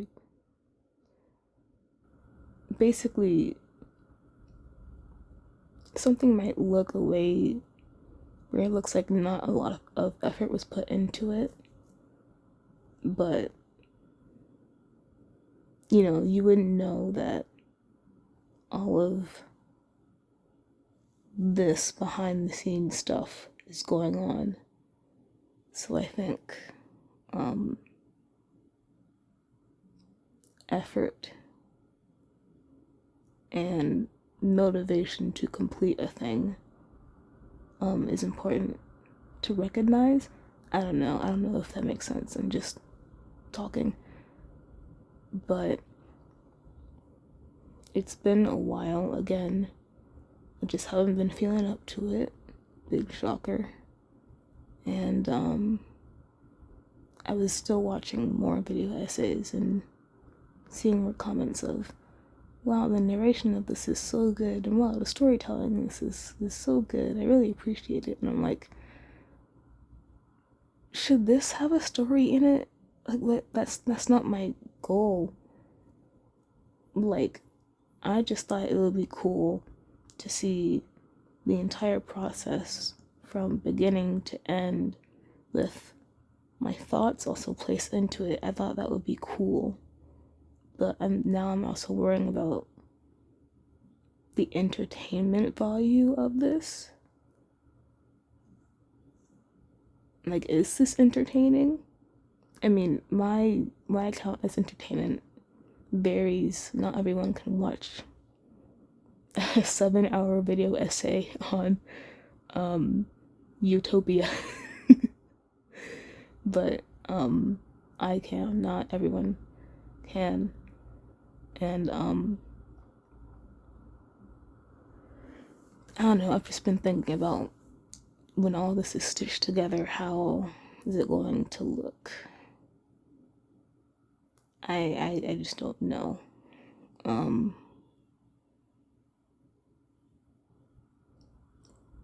main point of this is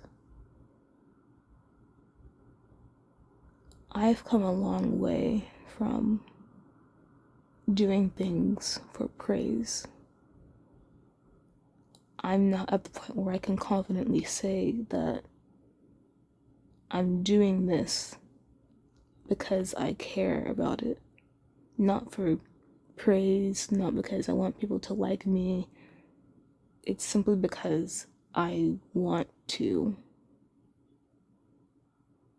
And this is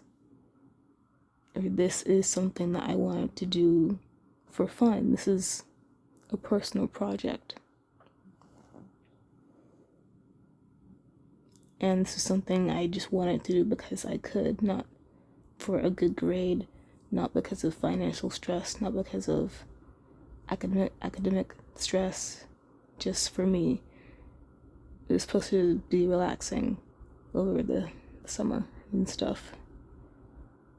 So the fact that I'm also getting frustrated with this it just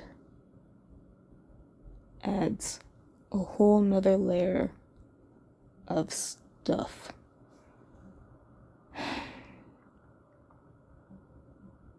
But I can say that I care.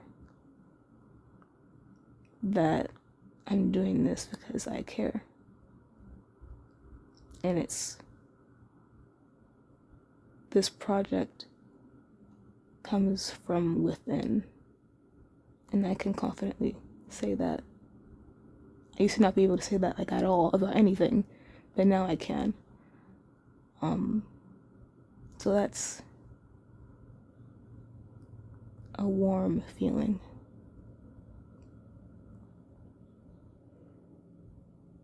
But yeah, I just didn't know how to transition from that to whatever is gonna come next. Hopefully in the next part I sound more cheery than I do now. And things won't be as sad. So if future me remembers this, I hope that you at least try to sound more happy. Alright, bye. Salutations, how are you? I am happy to say that I finished the trial outfits. I am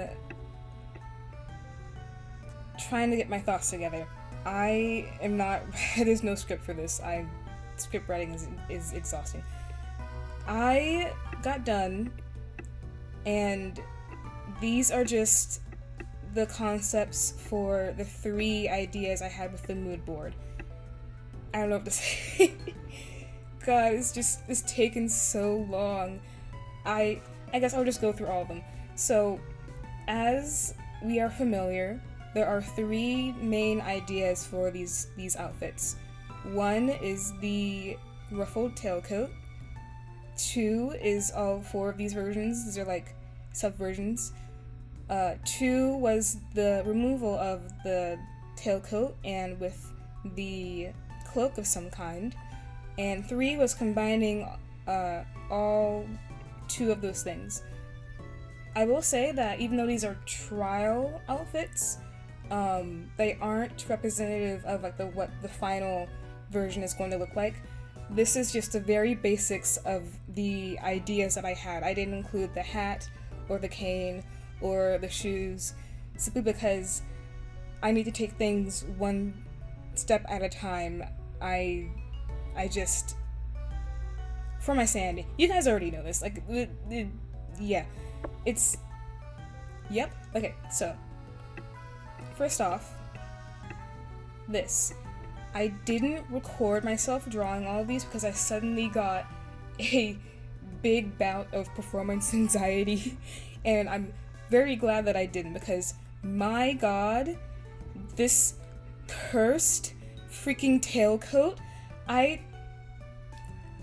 kid you not, I spent hours on this tailcoat, and just this tailcoat alone. Like, it sounds so simple.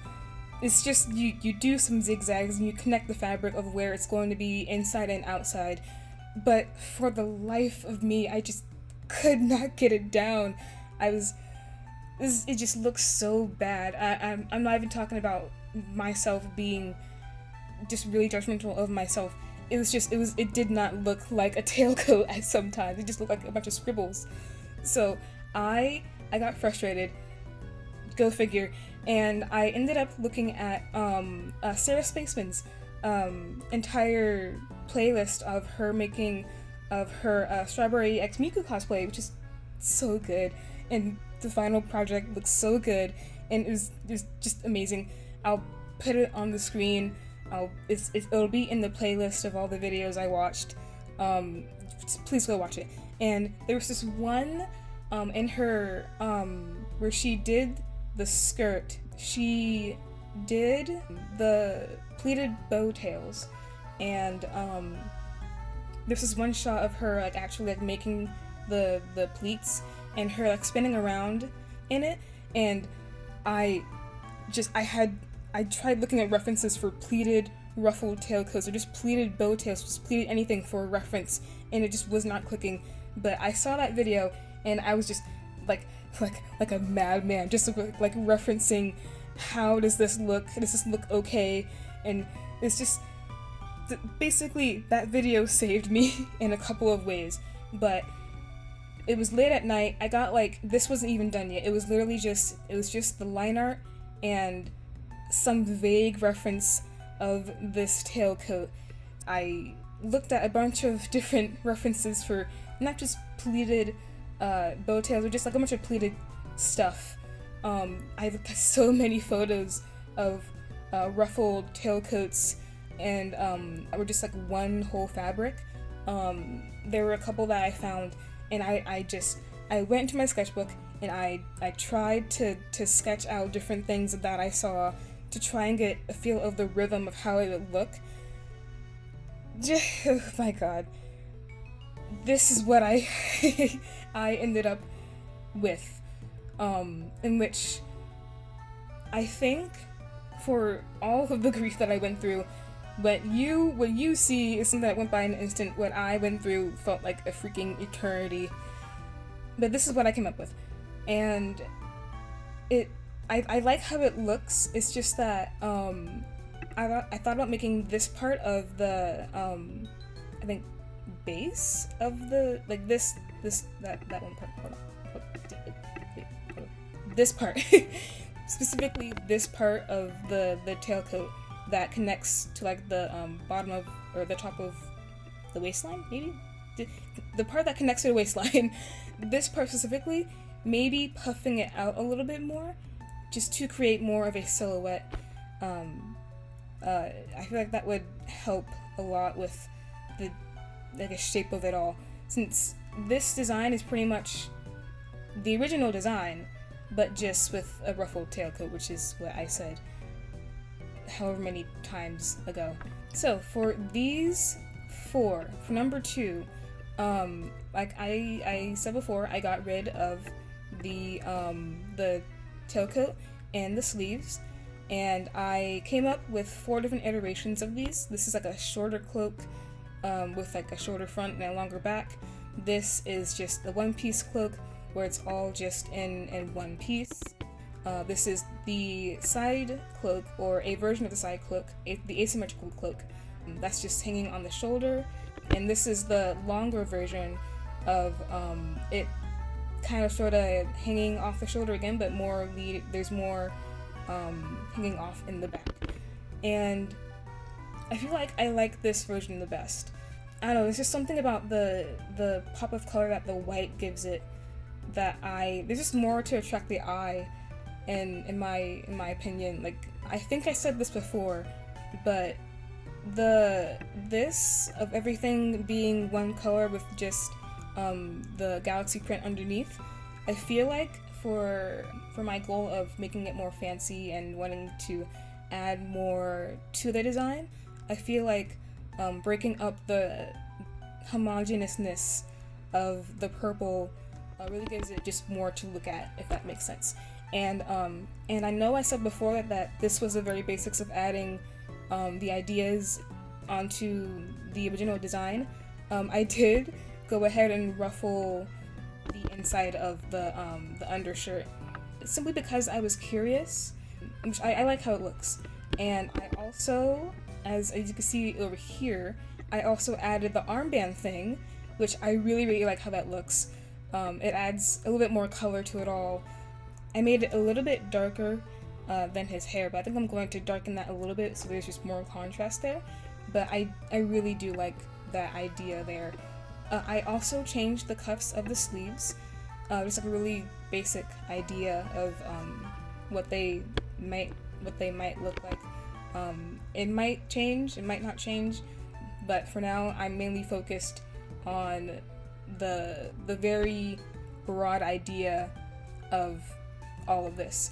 And number 3 is of course all 2 of those ideas combined into one, mainly with just the long cloak right here. I did think about doing all of this with those kind of cloaks, but for my sanity and because it was getting really late, I just decided to do this one with the long cloak and the ruffled tailcoat. And my idea of it being a little bit too much, I think that proved right. Like, it looks cool, but it's hard to tell where the galaxy print of the cloak and where the galaxy print of the tailcoat start and end. The only thing that's like keeping them separated is just the line art, which I'm not really a fan of that. So I think it's a little too much on the eyes. It's hard to tell, but both the underside of the tailcoat and the cloak are completely different layers. I just did them differently, but they have the same kind of aesthetic because they're 2 different sizes, so I just did them differently. So for this very basic trial concept, for these ideas, since they're once again just concepts, I'm not trying to take things too seriously, but I'm still considering everything. I can say for sure that I don't like the homogeneousness of all of this. I don't want to include the sleeves of the jacket, to just break up the color a little bit more and to add more variety, to jazz things up, if you will. And I also am not a fan of how chaotic all of this seems. So I think I'm going to go with the ideas I have present in this one, but I also want some feedback. So I'm going to ask for that maybe in the Discord. I'm just nervous. Talking to people is hard. But we'll see how that goes. Maybe I'll come to my senses and I'll come to my own conclusion. But feedback is always appreciated. At least wanted feedback is always appreciated. And getting to know other people's ideas and what they think is always very, very helpful with design things like these.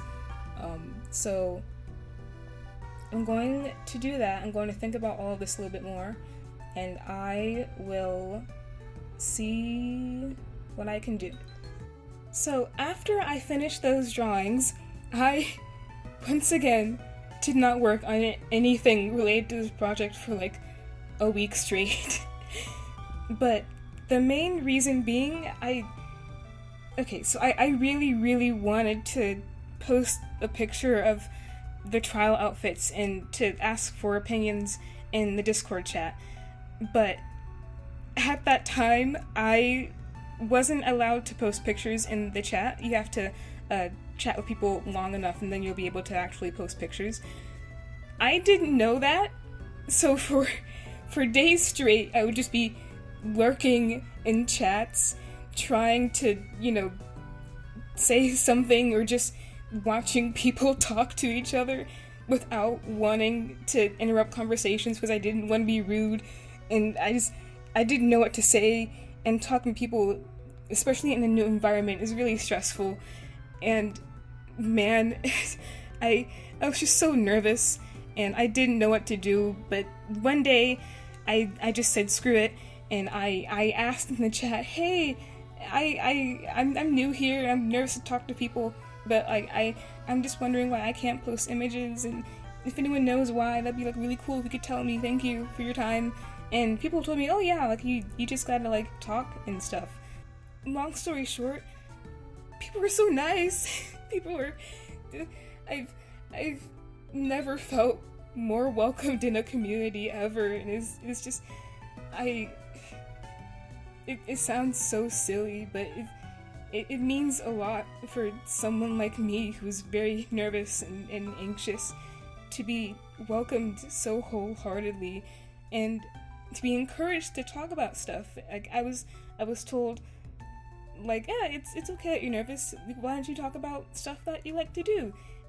As soon as I knew it, I was able to post images. I think it's called a pub resident, and it's just like, I was so nervous when I first started talking to people, but when I started actually chatting with people, the time just went by so fast, and it's just really heartwarming, and just thank you. I've never felt more welcomed in a community before, so I just really appreciate it. It's the little things, honestly. But I eventually posted my trial outfits, and I got people's advice and what they thought about it, and I don't want to show anyone's specific DM since I know that people don't want to be on the internet, which is perfectly fine. Long story short, people really liked number 5, or at least number 5 was the one that people liked the most. They liked the asymmetricalness of it. They liked the little armband thingy. They thought it looked really cool, and that number 5 was like really awesome for a champion design. They also liked number 4, the other asymmetrical cloak. So I got some advice saying that the in number 5, the part that's over RT's shoulder should be a little bit longer, since it kind of sort of looks like it's about to fall off his shoulder. I agree with that too. I was also told that people liked number 3 too, in which, when I look back at it, it wasn't my intention at all, but RT kind of looks like a magician, which isn't what I'm going for. So there was also that. Long story short, people really like number 5 the best, and I also like it too, simply because it adds more variety and flavor to the table. I also got other opinions from other people, and I also rethought about some certain things. Specifically in number 2, you couldn't really see the galaxy print in the back all that much because it is a more shorter cloak. The galaxy print underneath is such an iconic thing in his design, so being able to see it is really essential. But I think also the variety of what I put on there also works too. So I think this is a pretty good start, and thank you. I don't know if anyone's going to watch this from the Discord, but just thank you all for the kind words and the encouragement, and man, just thank you. It motivated me so much to continue working, and I actually look forward to doing stuff. I'm still tired, but I can actually see myself doing more of this now, and I enjoy it a lot more than I did before. So this is a good start, and I'm happy. I'm grateful and happy. Yo, what's up? I'm once again back with more trial outfits, which I took the feedback from the people on Discord. Once again, thank you so much. And I ended up with these guys. First things first, I really did like the idea of the armband thing, so I'm fairly sure that this idea is here to stay. I really like the idea of having that accessory like Alder does, and just being able to have that on your shoulder as like both a decoration and also just like Pokemon champion like stuff. So I came up with these things, and I thought I really liked the ruffled tailcoat.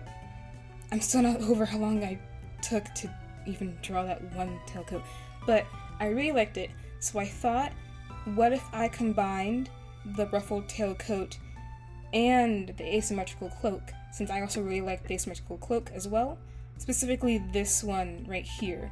I ended up doing that, and I got rid of the sleeves up here in this first one, and I went with the top of number 5 right here, and I ended up combining those two, which that's what it looks like.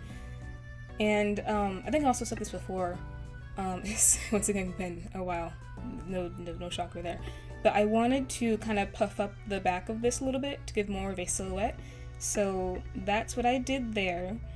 And I was also told by other people, I got more feedback, that they didn't like how sharp the tailcoat was. It wasn't my intention to make it sharp, but it just came out that way. So they thought that they didn't like the sharpness of the tailcoat, so I tried to make it more round. I rounded out the edges. I didn't make the end of these tails as sharp as they are here. They're like thin and pointy here, but down here they're more fleshed out and not as dangerous and spiky. So that was that. And then I also I combined the cloak of number 4 right here, and I combined it with a ruffled tailcoat. The homogeneousness, the sameness of all of this, because this and this, these two are the same color. So I looked back at my mood board, since I thought that, you know, like with up here with the galaxy print of the tailcoat and the cloak being too similar, I thought about once again looking at my mood board, and I saw that I had an idea for trims to help differentiate where the galaxy part begins and where the tailcoat and the vest and the cloak begin. And I thought of both the white and gold, so I think, the white goes more with the sleeves, but the gold gives more of a champion look. I'll think about it more, but that's the second version. That's the second version right here. And finally, I combined the asymmetrical cloak of number 5 and paired it with the ruffled tailcoat. And I thought of the same thing. of, it being the same color and stuff. So I once again thought of trimming the ends of the tailcoat and the cloak with gold and white. So that's where I ended up. And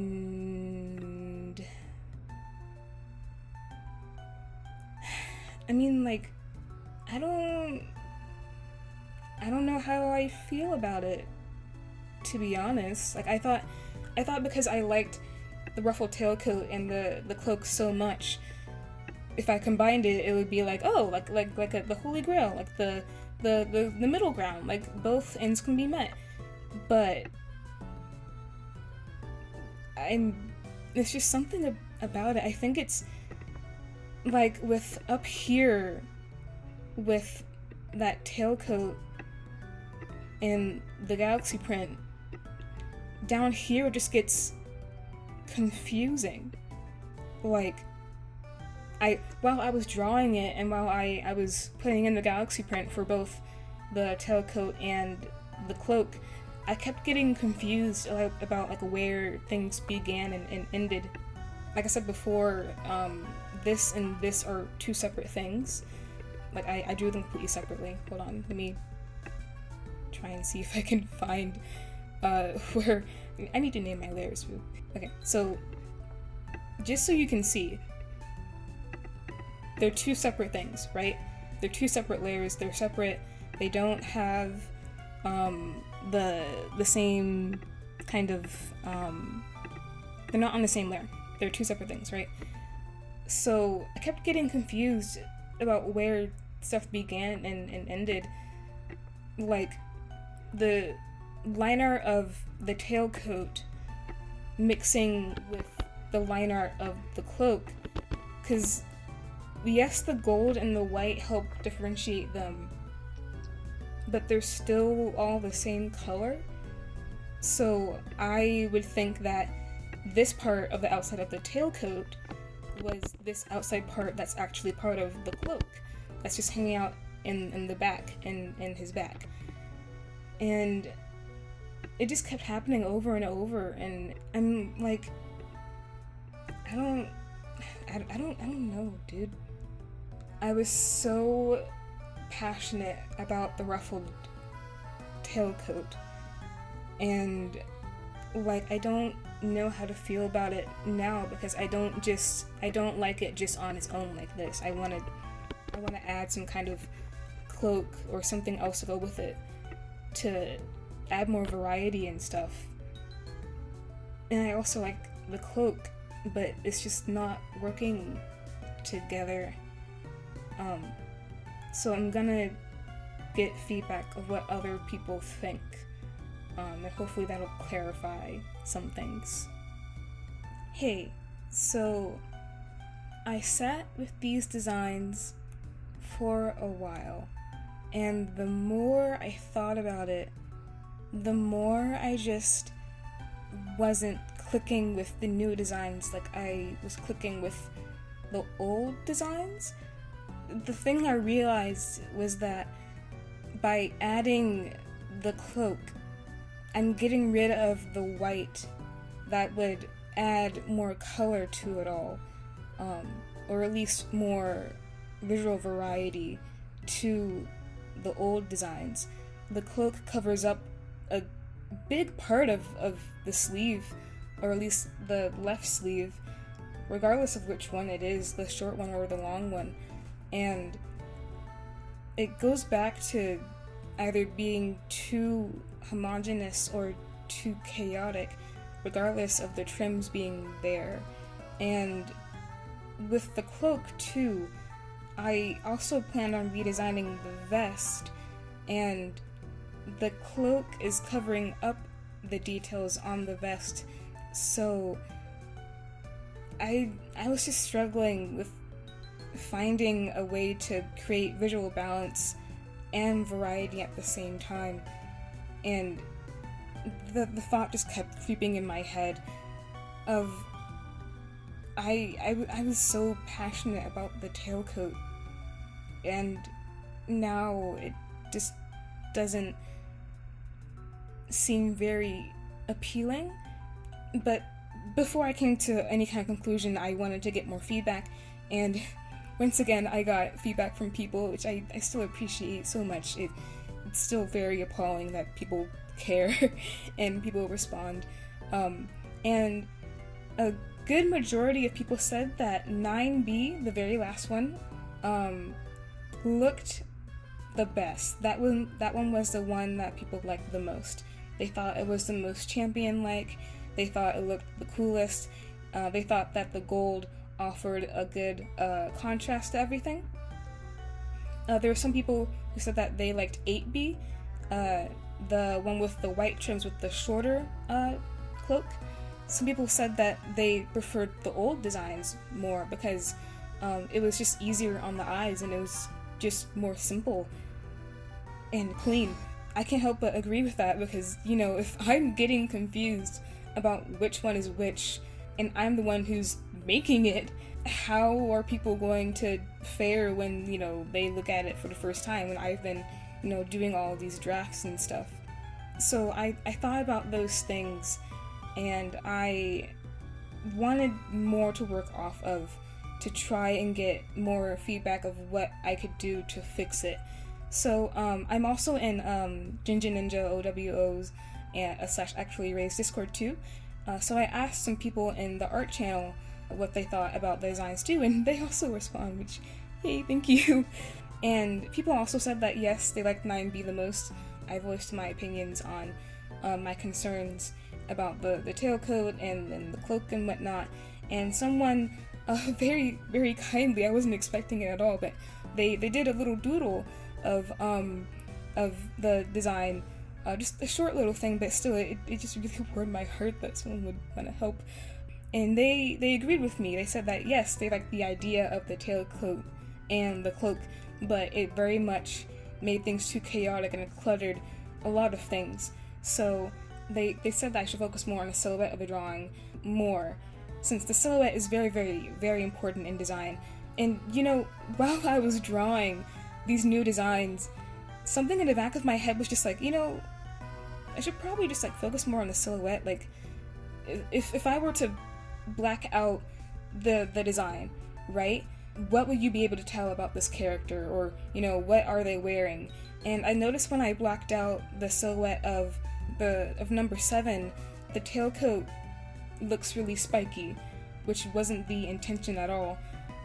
But in shape language that says dangerous, and just that isn't the vibe I'm going for with the design. And I did more sketches in my sketchbook. I tried to make the tailcoat more wavy. I tried to make it look softer, and no matter what I did, it just didn't look very good.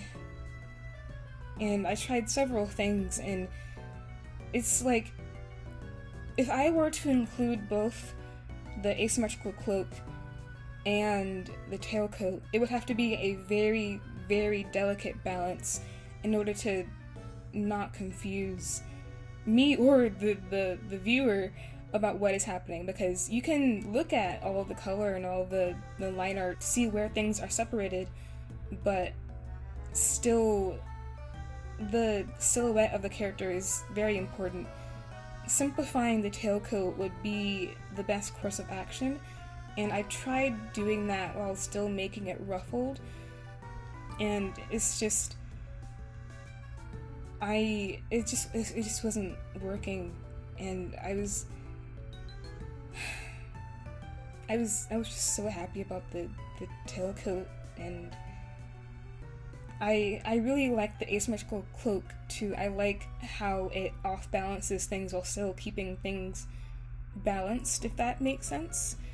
But I considered, you know, scrapping the cloak, the shoulder cloak, and going for maybe the shorter cloak, like in number 2, where it's shorter in the front but longer in the back.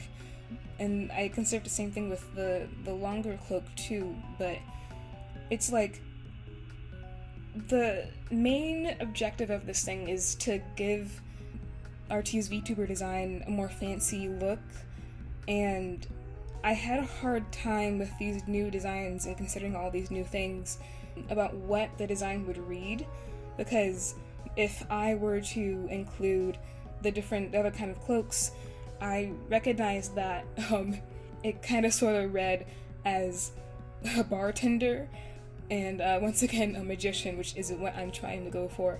And I know it's not done. I know that this project and what I have now serves as myself slowly creeping towards, the end goal and trying to take things one thing at a time.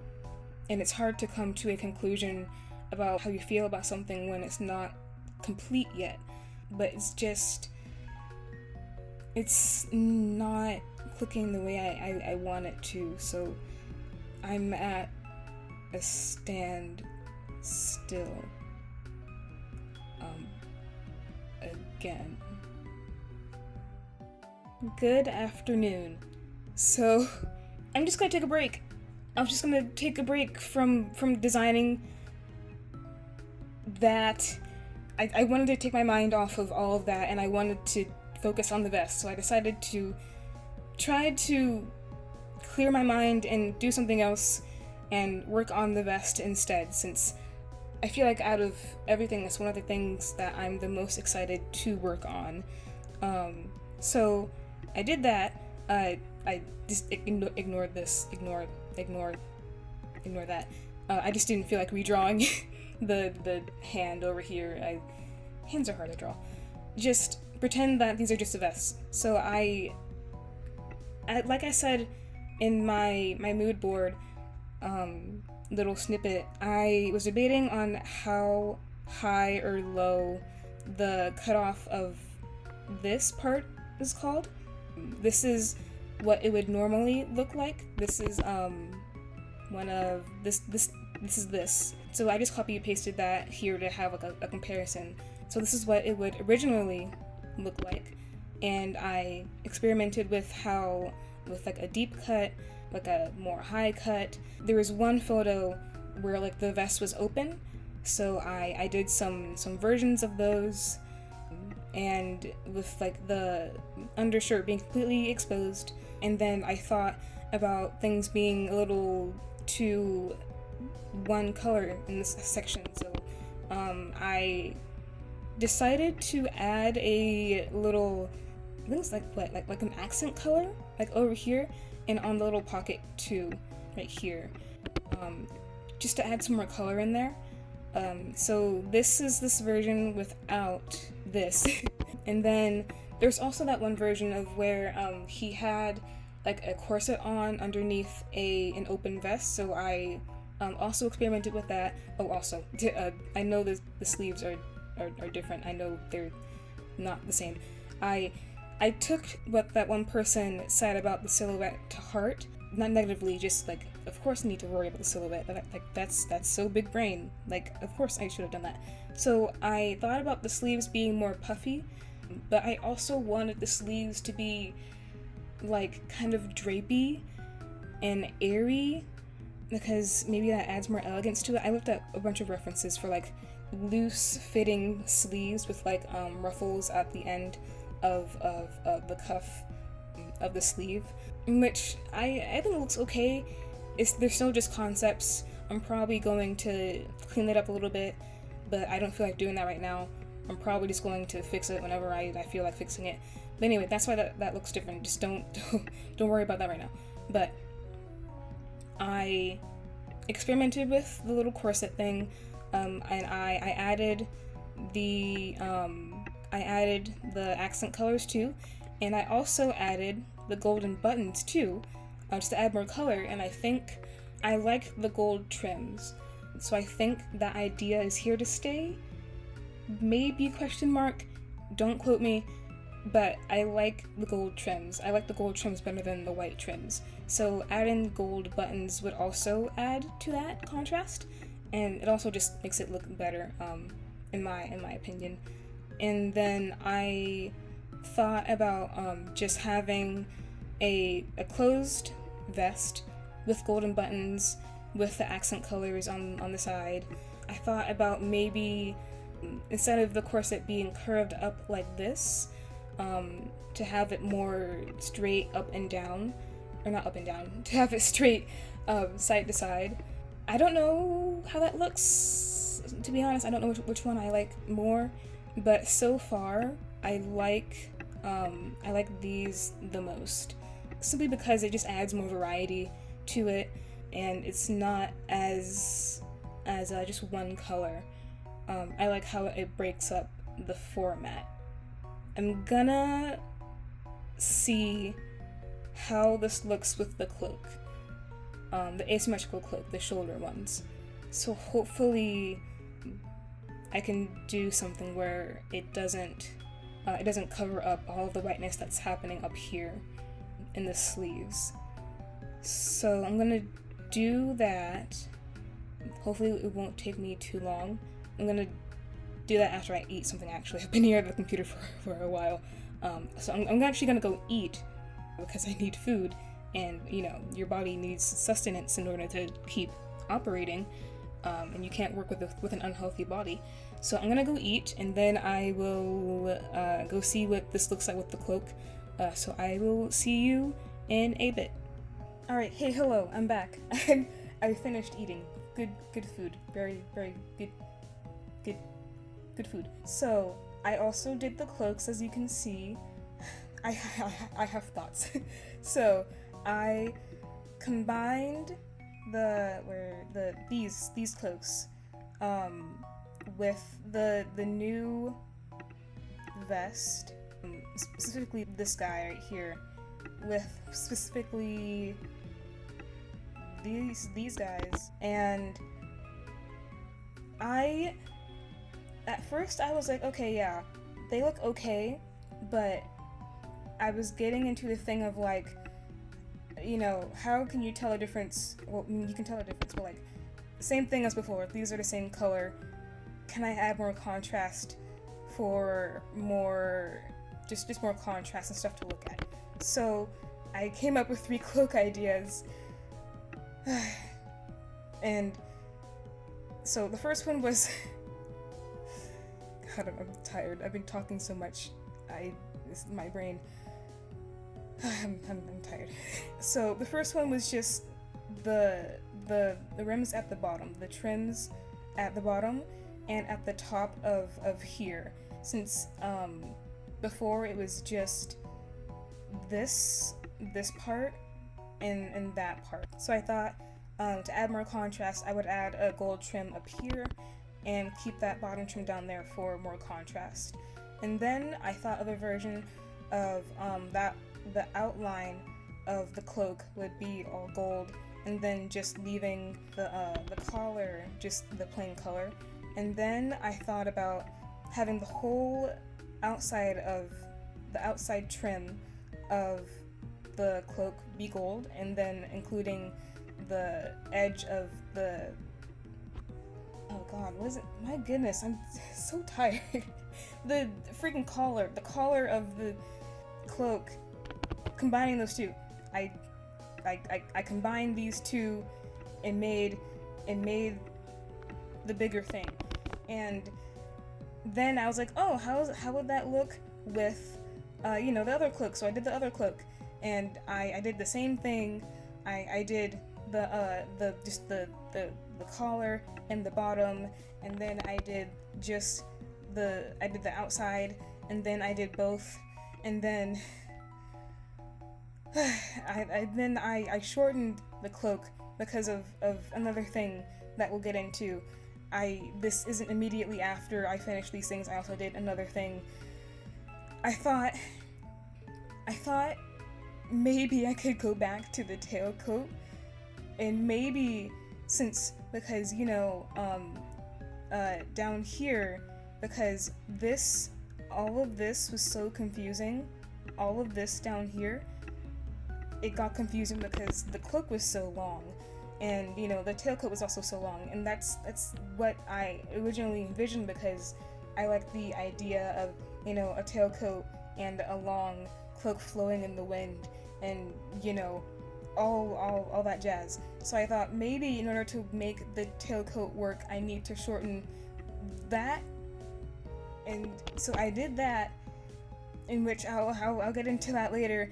But then I thought that maybe the corset in the outfit, it was I like the idea of that too, but also maybe, just maybe, I had this like sneaking like thought in the back of my head that the corset was leaning, or it was making the color palette a little too dark for my tastes, and I know it does not look like it at all comparing, you know, this and this, they look basically the same, but I spent a good while testing the colors of how light and dark the corset could be in order to make it work.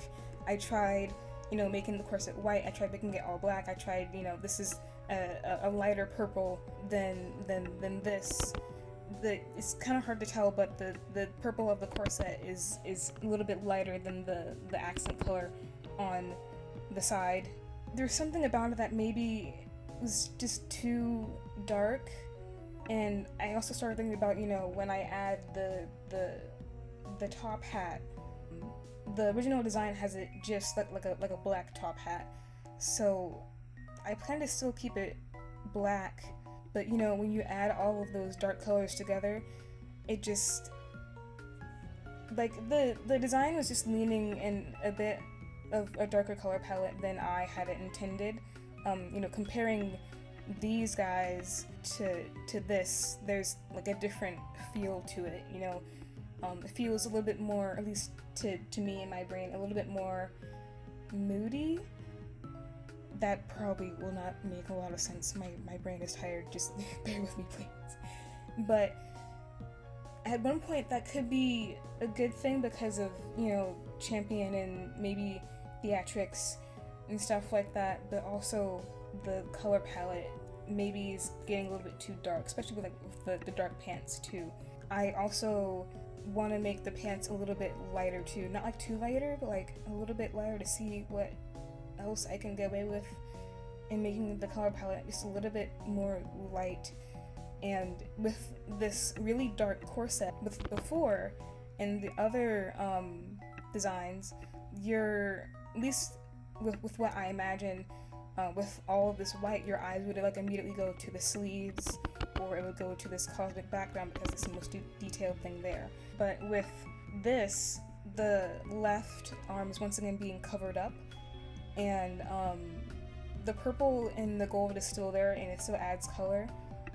But to me, and it could be because I'm just hyper focusing on it and I'm thinking into every single little detail, but to me, when I first look at this, my mind immediately goes right here, like immediately just into this corset, because it's just so much darker than everything else on the color palette. And maybe it goes here too, but it mainly goes right here, just like straight right here. And that's not really what I want. When it comes to stuff like leading the eye around the design, I'm not sure how well that accomplishes things. And also, another idea I had was, you know, because the cloak is covering the arm, you know, how are you going to see all of the accent colors and stuff? So, just basically, I thought that maybe the design was getting too dark. So I went back and I got this this one, which is this one right here, and I copy pasted it, and I put the cloaks on here, and it's like, with over here you're able to see these details right here because there's open space to see it, and there's enough contrast between the detailed stars and the cloak and the darkness of the accent color to clearly distinguish the two. There are different colors going on in this little area, so it's easy to distinguish. You're able to actually see it. But here, you aren't able to see it. The galaxy print is still there. I don't know if I ever said this, but the galaxy print is still there. You just can't see it. But it's like, you can't see the accent colors in this version, so I thought it would maybe be better to include the accent colors on the side instead of, you kind of sort of see it there, but having the pocket be the same color as, you know, the vest and the base color of the cloak, but also with this lighter design, the darkness kind of sort of pulls more attention to it a little bit. And then I also did the same thing with the cloak, with where the trims are, and this new design, this new version lightens up the design, but there's less color opportunity going on, and still my mind immediately goes in this area because it's just all this like the same color. This is one of the most prominent colors in the whole color palette, if not like the dark shoes and or the dark pants. My goodness, it lightens the design, but it doesn't have the same punch as, you know, an open vest with like a corset in the middle. And then I thought about, you know, with this one that has just the corset going straight across, maybe that would minimize the darkness going on in the color palette just by like a fraction, because, you know, it's not going up as deep, but still, no matter what, it just, my eyes immediately go in this section because it's just so dark. It's the darkest thing in the entire color palette. So I did the same thing with the other vest design, and I did the same thing with like the accent colors, did the same thing with the cloak, and I did the same thing with you know, shortening this long cloak into something shorter. I'm just like, and like also if I include, you know, this corset, I wanted to, you know, change the bow tie to like an ascot or a cravat or just something different. But like if the vest is this low, to have like a big old ascot just like smack dab in the middle right there, I feel like it doesn't really work all that much. So there's also that, and then there's also my other concern of I showed these designs to more people, and I was told that they couldn't really tell that this was supposed to be RT's VTuber design, in which I had them side to side and I told them everything and you know, what I was trying to do, and I thought since they couldn't really tell which was which, I don't really know. I'm thinking it's because I removed the tailcoat, because the tailcoat is such a prominent thing in the original design. So I was thinking because I removed that probably caused the confusion. And then I was also told that they were confused why I was adding like Victorian elements and stuff to it, in which I told them like to make things more fancy, and they said that it didn't really make sense. And like, of course, you can choose not to take feedback. It's just always nice to have. But the thought of this being, you know, my original objective not really coming through in all of these designs and stuff, I was wondering whether or not, you know, you could tell that this was supposed to be based off of RT's VTuber design. And once again, I know it's not done, so that probably also added to the confusion. I also told them that I wasn't done, but I was just concerned about whether or not people could tell, since, you know, it's not done and I plan on adding more things. And also, does this look fancy to you? Like, is this giving champion vibes? Is this fancy and, you know, elegant or classy? Is the direction where I'm going, is it working?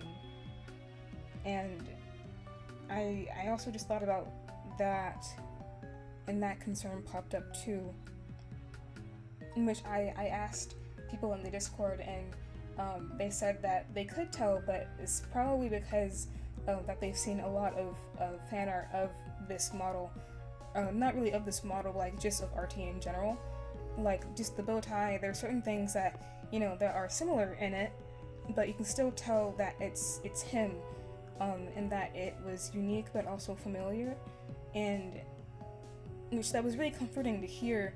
But also, I plan on adding more, and I was wondering how much more I can add until things get unrecognizable. So there's also that concern in me as well. So yeah, I'm not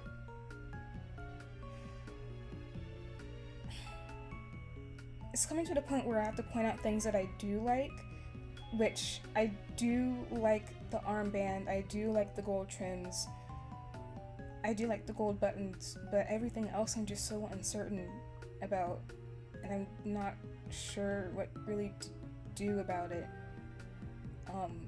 And it's almost August, and there's no way I'm going to be able to finish this while I'm in school, especially with the animation major, and trying to keep up everything. I am just wondering if I'll be able to complete this in a way of where I'll be satisfied, because I don't want to sacrifice my original vision.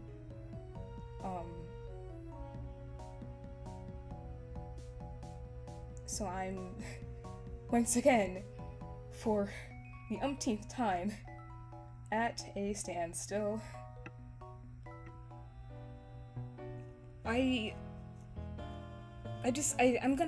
gonna see what the vest and stuff looks like with this shortened cloak, because I feel like that might help the silhouette a little bit more.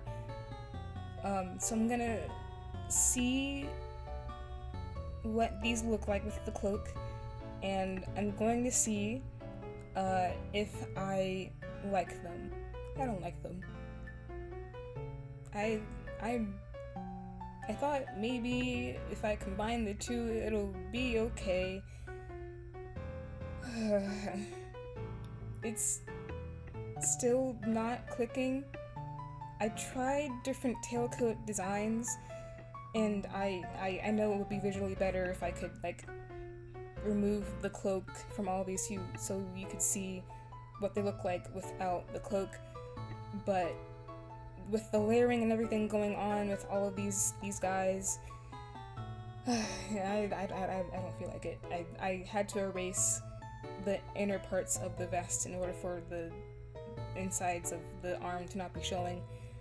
I couldn't figure out the layering in the files, in the folders, so I just said screw it and I just erased it, and I don't feel like redrawing anything.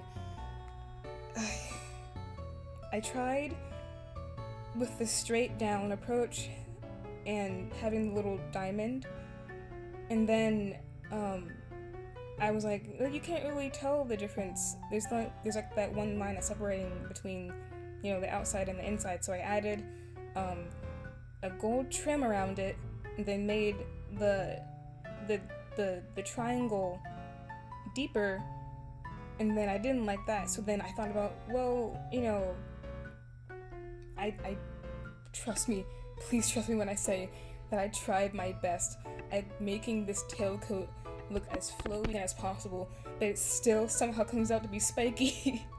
It was supposed to be a more ruffled tailcoat. This ruffled tailcoat has me at a chokehold. It's just not working. It's just too spiky. It's not really working. And then I realized that I never did that one idea about the tailcoat being one piece instead of being split. So then I did that, and then it wasn't working, and it just looked goofy.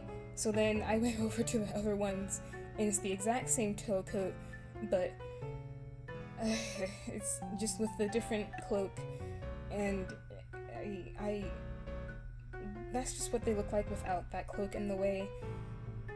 I'm not feeling it. The silhouette of all of these just look so off, and I thought about, like that one time where I said that, the tailcoat was too spiky, and I wanted to puff out this part of the tailcoat, so I did that here, and it just didn't work out like at all. It doesn't look right. Like, I tried to give a little bit more variety in the different lengths of these accent colors on the side, and it just also wasn't working. And I tried, different trims of the tailcoat on the edge to add more contrast, because it would have just been this color, the dark line, and the dark pants. It also didn't work, and then the spikiness of the tailcoat, and then I don't know why this one is just giving bug. It just reminds me of a bug. It wasn't supposed to be like this. It was just supposed to be like a regular flowing down tailcoat, but it just is giving bug to me. And I once again got confused about where stuff began and ended. It's like,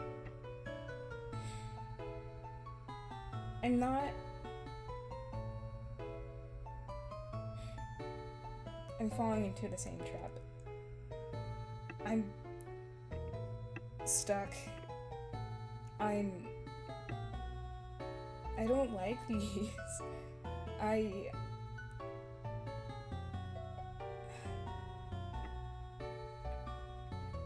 like these ones better. And then I just remember how much I love the tailcoat idea, and I know that not every single idea goes into the final product, no matter how much you might like it. Some things just don't work out. But I went back to that one person who said that they were confused about the correlation, and I thought maybe adding all of this stuff, it's not even a lot of stuff, honestly. It's more like trying to clarify things more just leaves me more confused and disappointed and upset, and I don't like these, but I also don't know where to go from here.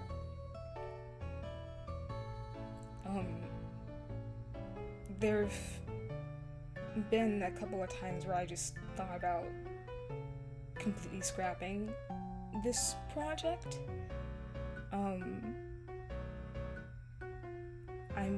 Because I wasn't really sure where to go from it, and I didn't want to just leave it. I know I can always come back to it, but I want to get this done before I go back to school in August, because I will not have the time to do anything personal for myself for another whole 9 months, and I'll be stressed, and I want this to work, but I'm not sure where to go again. And it also doesn't help that unlike before, where I was taking all these different things that I liked and I was slowly adding on to it and recognizing what I liked and what I didn't like, I like a fool incorporated all of these different things. Like, instead of being like, alright, I'll have these puffy sleeves, and then I'll have this one version of this cloak, and then I'll have like just something different. I'll have like the same base design, but only one thing about it is different. And by the time that one thing would be different, I would be completely decided on whether or not I like something or not. Like, let's say if I liked this design, more than that design, and I was 100% clear on it. I'll be okay, so I do like what I'm doing here, so then I would just move on with that same design throughout. But then I got concerned and I got a different one with different pockets and different accent colors, and whether or not the pocket is dark or not was also something to consider with the different trims on the cloaks. I basically just moved forward without any clarification, and the very few things that I did like about the design, like the Pokemon armband, the gold trims, just as an idea, those were the only things that stuck, and I just kept on adding more, trying to figure out what I could do, and it's led me to here, to where I'm so indecisive and I'm so unsure of what to do, because I have all these options and I'm not sure which one to choose. There's the trims on the cloak, there's the whole vest design, and there's not even just like the vest design, but also the open vest and the different cloak. I'm not sure what kind of cloak I want to use, I'm not sure what kind of vest I want to use, and I'm so indecisive, and I don't know what to do, and I want to get this done before August, and this isn't even including the editing needed for this video, the rest of the narration, the art and animation I have to do for the other bits that I have not completed yet, and it's just there's so much to do, and I'm not even sure about what I really like definitively in this whole design, or more like I know what I like, but it's not very whole. Knowing that I like the gold trims and the Pokemon armband compared to everything else in the design is practically nothing. I'm glad that I can say that I had something that I like, and I was with the darker color palette too, I brightened up the purple just a little bit, so it's more like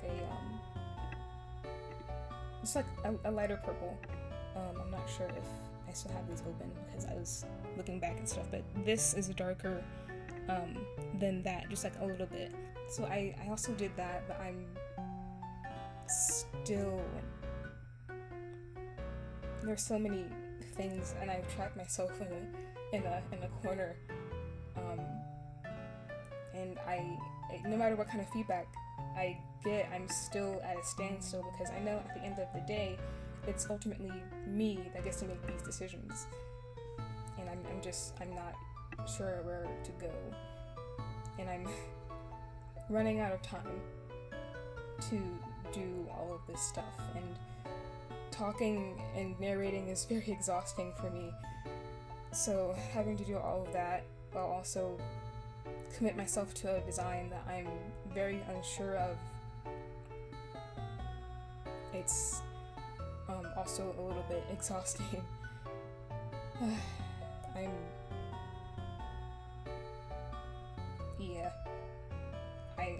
I've just been going in circles. I don't really have anything else to say. Bye.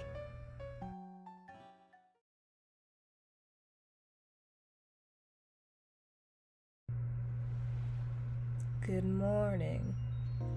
I don't know if I said this before, but I wanted to get this done before I go back to school in August. It's August 17th specifically, and I go back to school in almost a week. So yeah, not doing well when it comes to time right now. And I haven't worked on this project in over a couple of weeks, but I mean, I guess I have in little ways. I've started on doing some narration. Well, I already started doing narration a while ago, but major parts of narration. And it was exactly as exhausting as I thought it would be.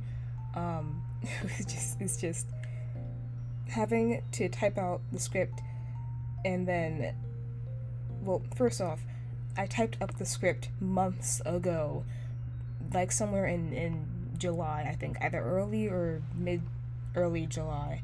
And then I left it alone for a while because I got tired and I didn't want to write any more things.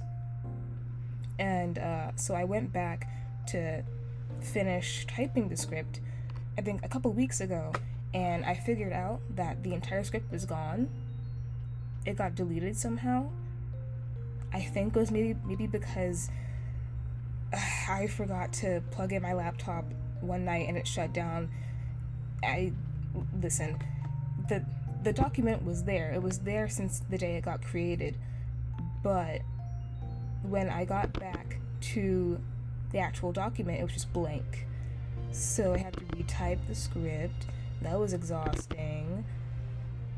And also the whole entire process of recording my voice, which was like hearing my voice back to myself was just so cringy. Like it was back when I was recording in my closet and you could hear every single individual like lip smack and every breath I took, and the process was just so tedious, having to like record my voice, and that was in 4A file, and then translating that to an MP3 file, and then editing that in Audacity, and you can't see the itty, hold on, Audacity, and having to edit out every single individual stutter because I stuttered so many times even though I had a script in front of me.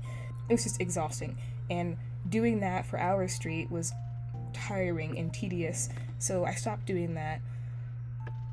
And here I am now. During the time where I didn't work on this project, I happened to come across Sarah Spaceman's video where she took her Strawberry X Miku cosplay to the international contest, and she didn't win the audience vote. It was the only award she could have won at that contest, and she was pretty bummed out about it. And she said, I can't remember the exact quote, but she said, "You can't always be the best, but you can always try your best or do your best," something along those lines.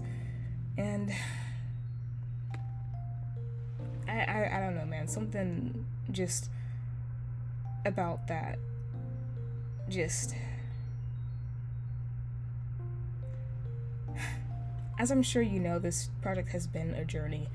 There are so many things that just went wrong, and I don't know, just hearing that made me be like, alright, well, I can't, or I'm trying to figure out ways to describe this, since I'm not doing any more scripts. I'm exhausted. I don't want to do that anymore. I'm proud of the process that I've done, and it might be almost time to go back to school, but at least I did this much, and I was proud of myself for doing that. So I'm also not gonna lie, I have come close to deleting everything in this project. And I'm not talking about, just like deleting some files or like deleting some, I guess, background stuff. No, like deleting everything from this project. I was just not feeling it, like, at all. And when I heard Sarah Spaceman say you can't always be the best, but you can certainly try your best, I was proud of myself for the progress that I did do in this project. And with that kind of realization, I was like, well, I think I can like delete everything in this project, since like I'm proud of myself for what I've done. I can just like delete everything. Like, I'm just not feeling it. And I came very close to doing so, but I don't know, like something and me just refused to do that. And maybe it was because all the blood, sweat, and tears I put into this project saying, nope, you've done too much work to do that. But here I am, back at it again. And I'm not gonna do any more narration. I'm tired. That shit is exhausting. So I just wanted to do something to have your eyes occupied while I do this. What's going on with his hair? Why can't I draw hair? It's been so long since I've drawn hair. It's been so long since I've drawn, period. What is going on? Jeez. But anyway, once again, Sarah Spaceman has saved me in her words of advice. So, I'm gonna continue with this again. And I still haven't come to a conclusion that I liked with this project, with the whole tailcoat thing. But, you know, I guess we'll deal with that when we get there. Her hair isn't like that. It's like a little band. Okay, hold on. Just hold on. I'm recording my screen because usually during this part you would hear some kind of narration. But like I said before, I don't want to do narration anymore. It's exhausting. So, this is so complicated. My goodness. We're just gonna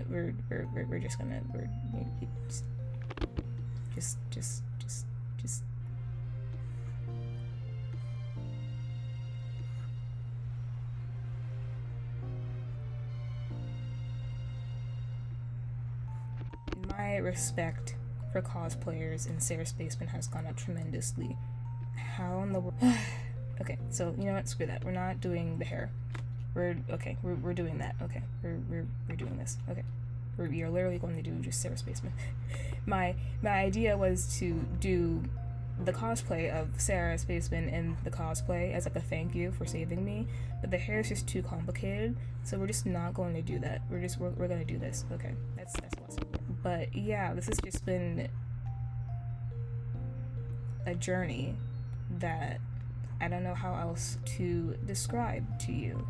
And I'm just gonna get back into it, you know? I'm just gonna do what I can. And I've also looked at some other champion designs, because my other concern with the one that I did like, if I can remember correctly, it was I think the corset I had, I thought was attracting the eye too much. I was wondering how to not do that. But with I looked at Iris's champion outfit, and like hers has like a lot of stuff. Well, not really like a lot of stuff. Like she has a lot of flat planes going on in her design, right? Like the pose that I have right now for RT, it's very plain. Like there's nothing going on with that. He's literally just like standing there. He's just standing there without realizing anything. I guess it's the pose that's like making things stand out more. Since, you know, Iris's pose, there are a lot of flat things going on, like big chunks of fabric, but her pose is also pretty dynamic, so that also attracts the face, and not like the big sheets of fabric. So I'm also thinking that maybe it's the pose that has to do something with that as well. So I'm gonna go back and do that as soon as I finish this, just to do something. You know, this isn't the best thing, but it's certainly a thing, you know? It's certainly trying, it's certainly giving A for effort, you know? Also, when I was doing the editing for my audio in Audacity, I got like a sudden realization that, my goodness, the consistency in this video is going to be all over the place, which I wanted something consistent. You know, I wanted something you could follow along with and not be confused, but with how I have been this entire project and for this entire summer, that is not very possible. So you know what? I was making a big deal out of it before. Now I'm just like, screw it. You know, the inconsistency in this entire project is very consistent with how my mental health has been for this entire project. You know, we can't all have the consistency that we all want. It's very reminiscent of myself. So, yep, that's where we are. I'm just gonna go back and do stuff. Is this Sarah Spaceman doodle anything that you should be, like, praising? No, but it is something that just means a lot currently, since I already know everything I make doesn't need to be this masterpiece, but like I said before, I want it to mean something. I guess what I'm trying to say is it's okay to feel disappointed in yourself, and it's okay to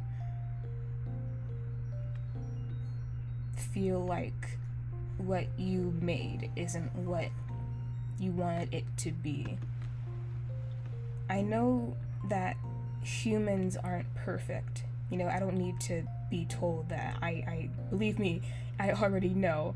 But I think it's really important to not only know that, but to realize it and to actually put it into practice.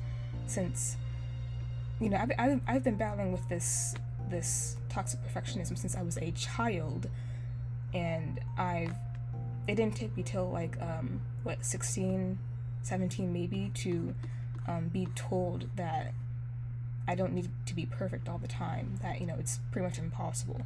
And I listened to that and I knew that, and that brought me comfort. But, you know, I still fall into these cycles of perfectionism that ultimately just bite me in the butt. And I'm proud of myself for recognizing that, and I'm also proud that I'm also now able to recognize when I fall into this trap, and try to figure out ways to get out of it, because I will subconsciously start a project and then fall into this trap of, wait, no, or it's not looking the way that I want it to look, and then I get discouraged and then I get frustrated.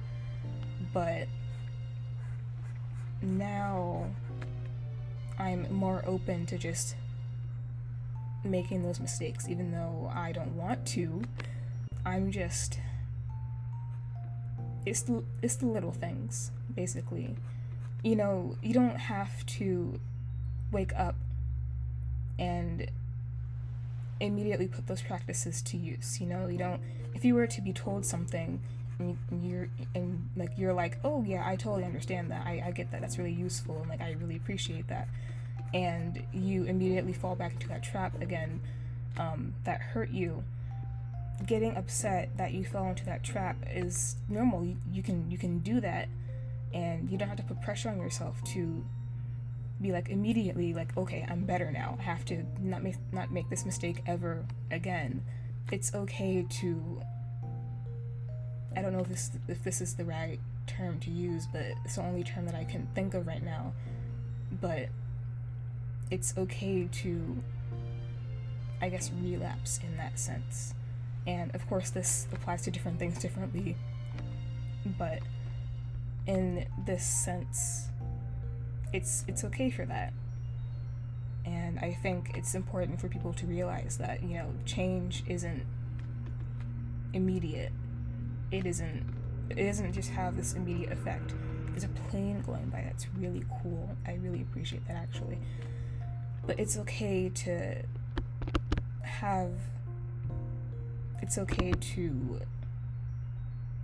let change slowly, if that makes sense. But yeah, I mean, I wasn't going to do anything today, but I just thought I should do something. I should try.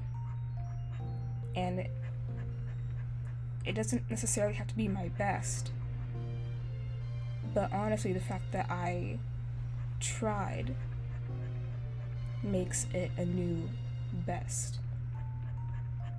And I think that's also something to realize too, that I don't have to try and put a bunch of effort into something and expect a lot of progress to be done. I can just try, and that will be enough. Alright, that's that. That looks interesting, but it's a warm-up. It's something to do, and I'm glad I got to drawing that today. Okay, thank you, Sarah Spaceman. You have helped more than you thought. Also, happy belated birthday. I don't know when this is gonna come out, probably months after your birthday, but I'm very happy for you. I'm very happy you caught that goddamn fork.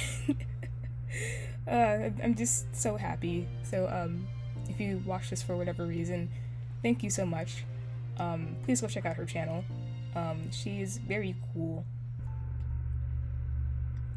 Okay, now, this creature. So, over my time and thinking of not working on this project, I have come to the really big brain conclusion that I have been, and get this, being too critical of myself. I have been so hyper-focused on, what kind of outfit would be in the Pokemon universe, and, like, I think I said this before, but I've been looking at other champion outfits, but, like, I can't, it's kind of unrealistic to be like, this outfit has to be one that's canonical in the Pokemon universe, when, like, you can't really predict that. Like, Wallace's outfit, I would have never predicted that to be in the Pokemon universe. Like, who would ever predict that kind of outfit? So, instead of being like, this outfit has to be in the Pokemon universe, this outfit has to be like something you actually see in the Pokemon universe, I'm just gonna do whatever I like. I'm just gonna make the outfit in a way that I want to make it and try to have fun, because that was like the main objective of this entire project, was to make a project for fun and for myself. So, like, I'm just gonna do that. So this has led me to the conclusion of just make something, just go with the option that you like the most, honestly. Like, try to do that. And I think out of every single option here, this is the one without the tailcoat. I still don't like the tailcoats. I still do not like them at all. But out of these ones, out of the ones that we looked at for the vest, because I said that I think that the vest was too dark, and making the eye go here when I want it to go here, and I thought, oh, well, the pose is kind of basic, so, maybe that's also contributing to it. But anyway, this vest idea versus this vest idea, I think for the one that I am going to choose, the one that I just like the most, I'm gonna go with this one. Just this category, and not the one down here. I just like how it breaks up the colors. I just think that adding the black in there, or like the dark kind of purple in there, just breaks up the colors more, and I just like it more. So you've gotten that figured out, and now it's time for the cloak. And I don't know which one. I don't know. I still don't know. Okay, so we're not gonna do the cloak right now. Let's do the trims. Let's do the gold trims. Which one do I like the most when it comes with the gold trim? Okay, so let's actually see. We have the bottom and the top, just the side, and both the bottom, side, and top. And then we also have these other designs. That kind of muddles the process, but don't think about that. Okay, so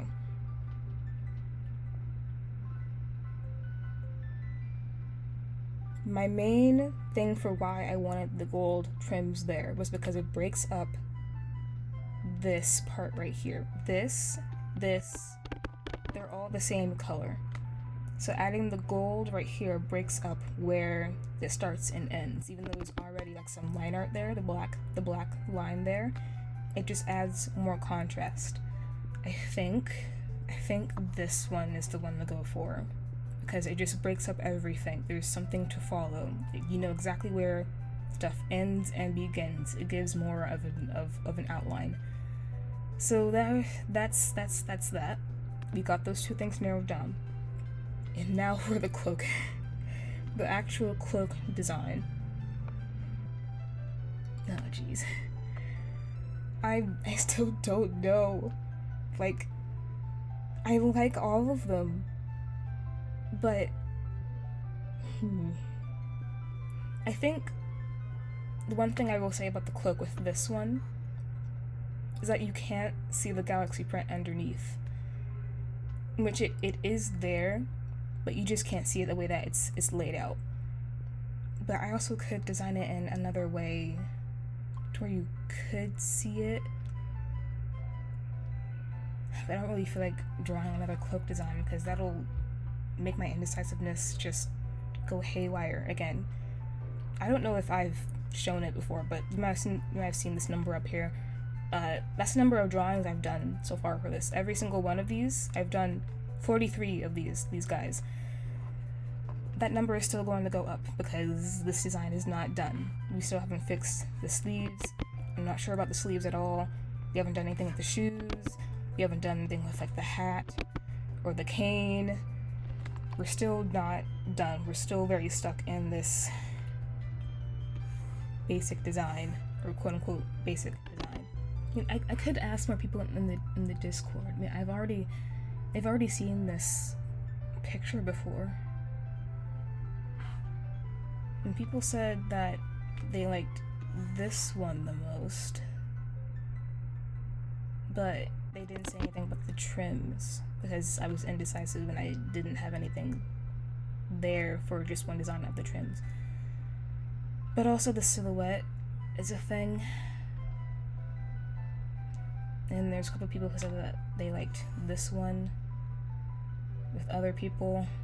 Maybe I can just ask them again and see what they think, even though they've already seen the design. Maybe I can just get more opinions. I'll do that and see what comes of it, since I'm still very indecisive. Oh, also the little pocket thing, the accessory colors. Let's just go with these ones because yeah, more cohesive color palette.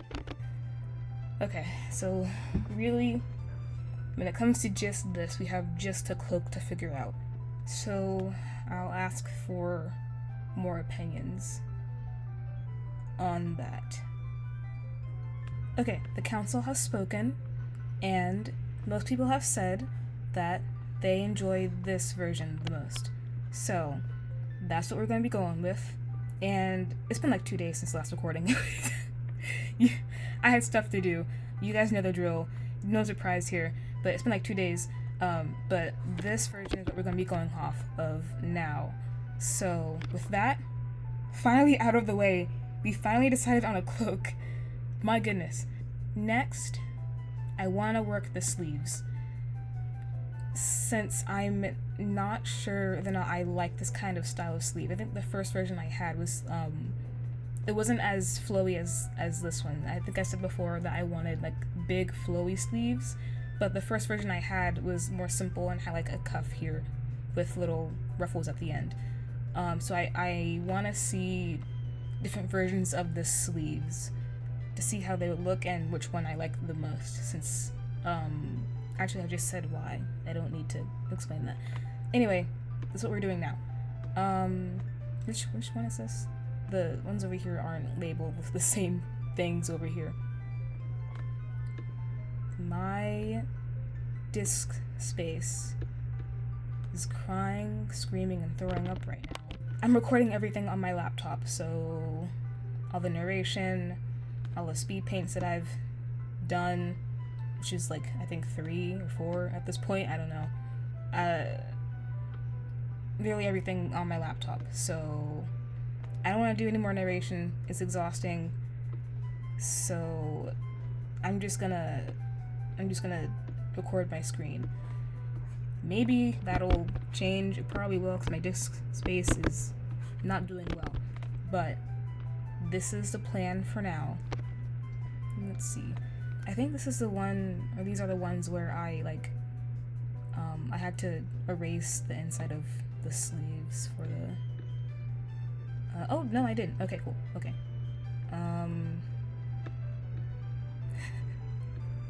This is the magic that you've been missing with me not recording the speed paints. Which I could honestly just record speed paints, but that would mean I have to do narration. I keep on repeating myself because I'm not writing any more scripts. No thanks, I'm good. It's like I don't need to do it now, but I want to slide those over a little bit to what was that? From his perspective, the right, because like if he puts his arm down, the Pokeball will be in the way and it'll be uncomfortable. But maybe I'll do that. Maybe I won't. Maybe I'll do that with like the final design. For now, I need to get the liner. Where's the liner? Wait, okay, here it is. Alright, okay. So, I think I'm just gonna do 3. Actually, no, okay, hold on. So, let me move this over real quick. I feel like, if anyone's, like, been on the Khan Academy, with, like, that one guy who keeps on, like, trailing off and, like, has the vocal fry of, or, like, repeats stuff whenever he writes, I feel like whoever that guy is. I don't know if there are other people like Khan Academy. I thought it was okay. Okay, this one. Alright, so we still want puffy sleeves for the silhouette, but we are going to simplify the sleeves and make them less puffy and just I guess more simple. Maybe I should have copy and pasted the body thing that I had. I'm gonna do that like real quick actually. Hold on, I gotta remember which thing I did. There's so many of these guys. Okay. So I have more of a basis of where the arm is. And these guys. Okay.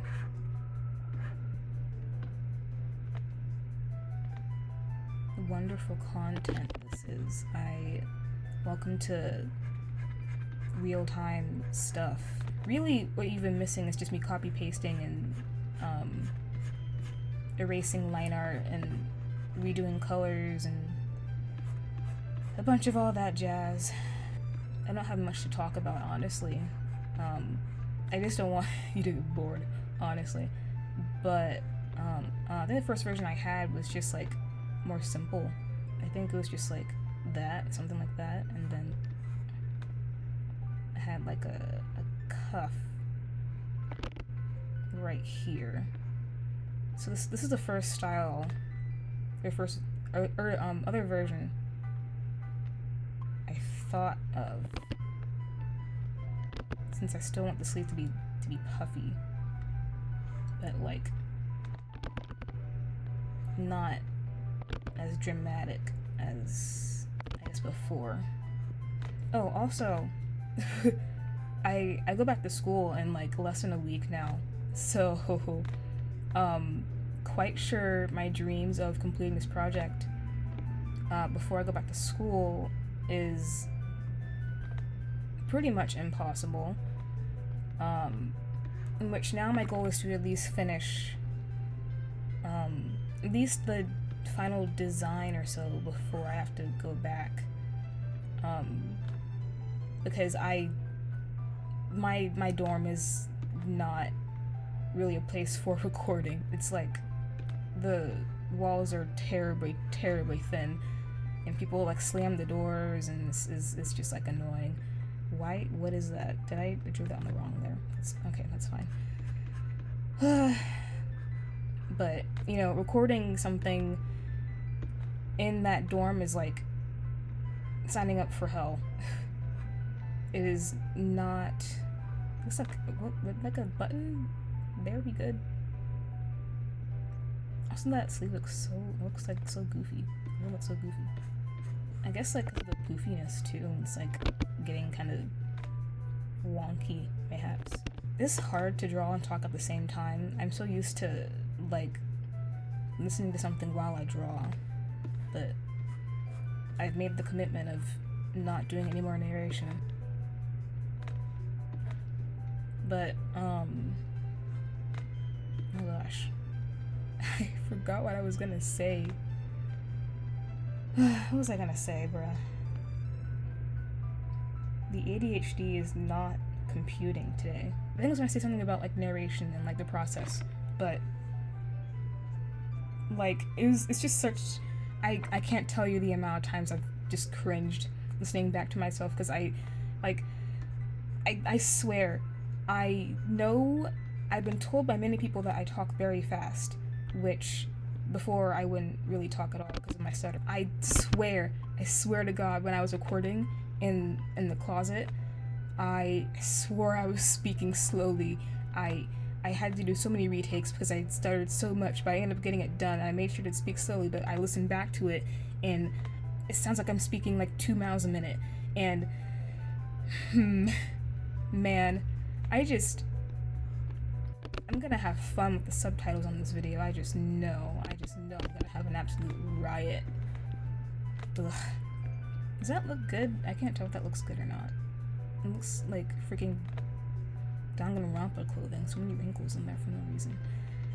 I think it's because like I drew it so puffy. I gotta like get the right poofiness down to like accurately show the curves and stuff. I thought this would be pretty simple, the sleeves and stuff. Reasonably, it shouldn't take too long, but like, you know, stuff always takes a long time. I think that's maybe good enough. Now this one. Oh, also, I recognize when I looked at this that this arm right here is a little too long. Like, it's down to like the top of his knees.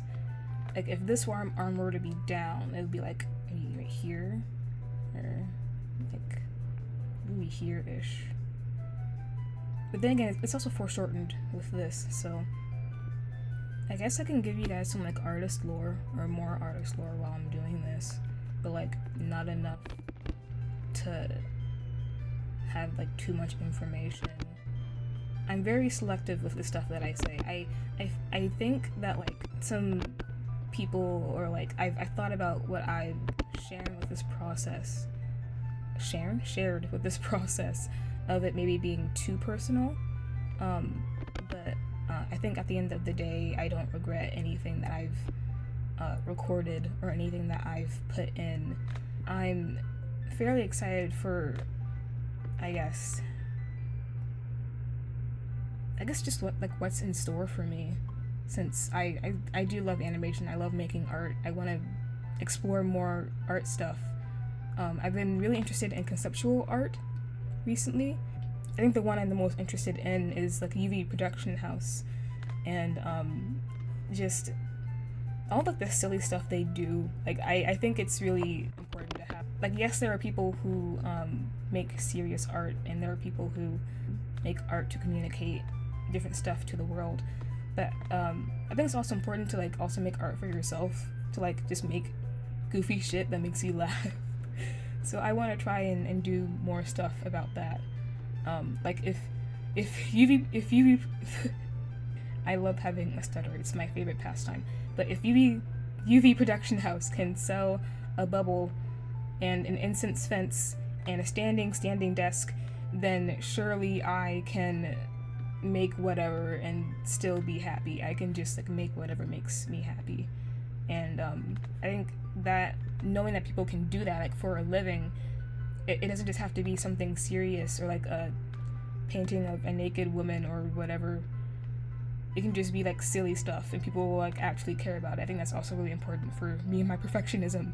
Just making stuff that I like and not feeling the pressure of, I guess, the art world, if that makes sense.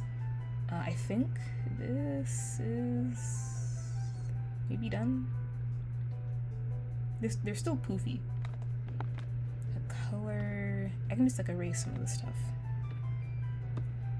So it should be the same. I also think I want to maybe lighten the pants a little bit. I've come to the conclusion that I haven't done anything with the pants. I know I said in the mood board thing that I thought about like giving him a belt or something, but like I'm good actually.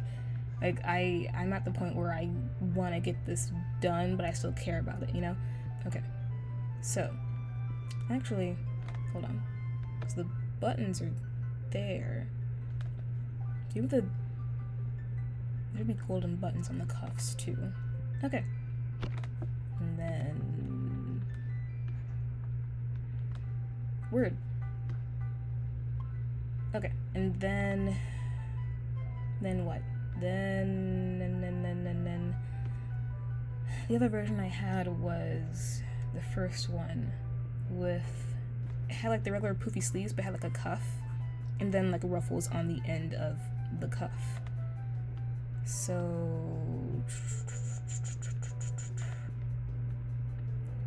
the color,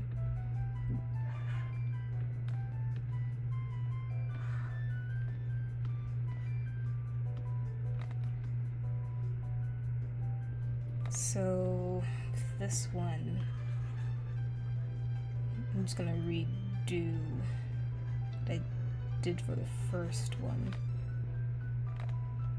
Okay, so now we just fix the color, and I don't think there's any more variations I want to do after this, so I'll get done cleaning these guys up and then I will decide, or if I can't decide, I'll message people about it. Well, I'll probably still message people about it since I want their opinions and stuff. But it shouldn't take too long. And cool. Alright. So, these three. We have this one that's really puffy. Really, I guess it's with how the wrinkles are in the fabric with this one. It's more flowy. Yeah, it's just more flowy, more puffy, there's more air, more room going on in there. This one, it's more going straight, but still puffy. The cuffs are just like regular old cuff guys. With this one, you have cuffs and ruffles. So, let me do a thing. I think I already know my answer, but just in case, I'm gonna ask people what they think. And also, I've been recording at this time for like almost 42 minutes straight, and a lot of gigabytes have been taken up. So I'm gonna stop the recording, gonna see what people think about it, and then I'll be back. Okay, yeah. As for feedback, everyone said, or mostly everyone said that they like this version the best. Some people said that they like this version, but I also like this version. That was one that I liked the most. So I'm gonna be going with that one. And now, what next? Now on the checklist left, we have the shoes, the hat, and the cane. And we'll be done. Cool. Alright. Alright, so let's get the shoes done ASAP. The ideas I had for the shoes, it was either keep it normal like this, and then I thought of giving him a little block heel for some more height, make him even taller, and then I thought about just keeping it like this but having more of a platform kind of heel at the bottom. So I think maybe I can get this done today. hopefully. Or at least, get the whole design thing done today. I have not drawn heels in so long. I think that's a pretty good heel. Especially one for, like, not using a reference or anything. I gotta draw from the front view now. Ugh. Okay, let's try and see. I have no idea what I'm doing. That's fine. It's a process.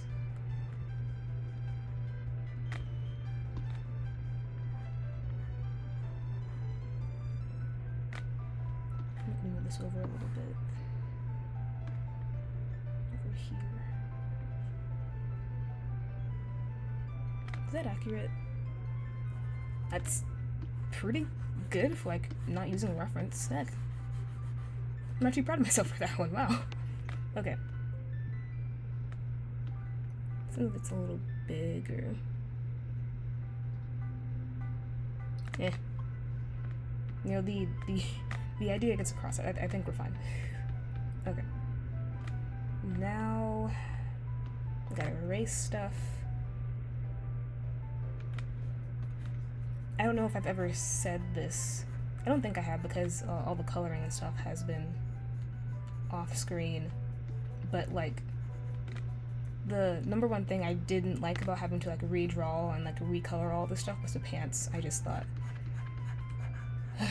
well, that and the cloak in the background, which I ended up copy pasting it, but it was just the most tedious thing having to do the lines and stuff in there. Alright, cool. That was relatively simple. Cool, alright.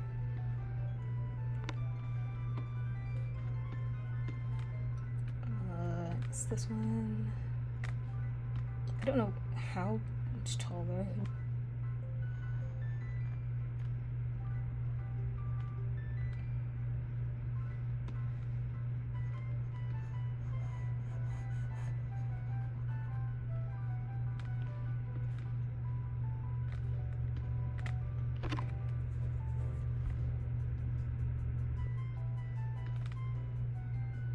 Huh.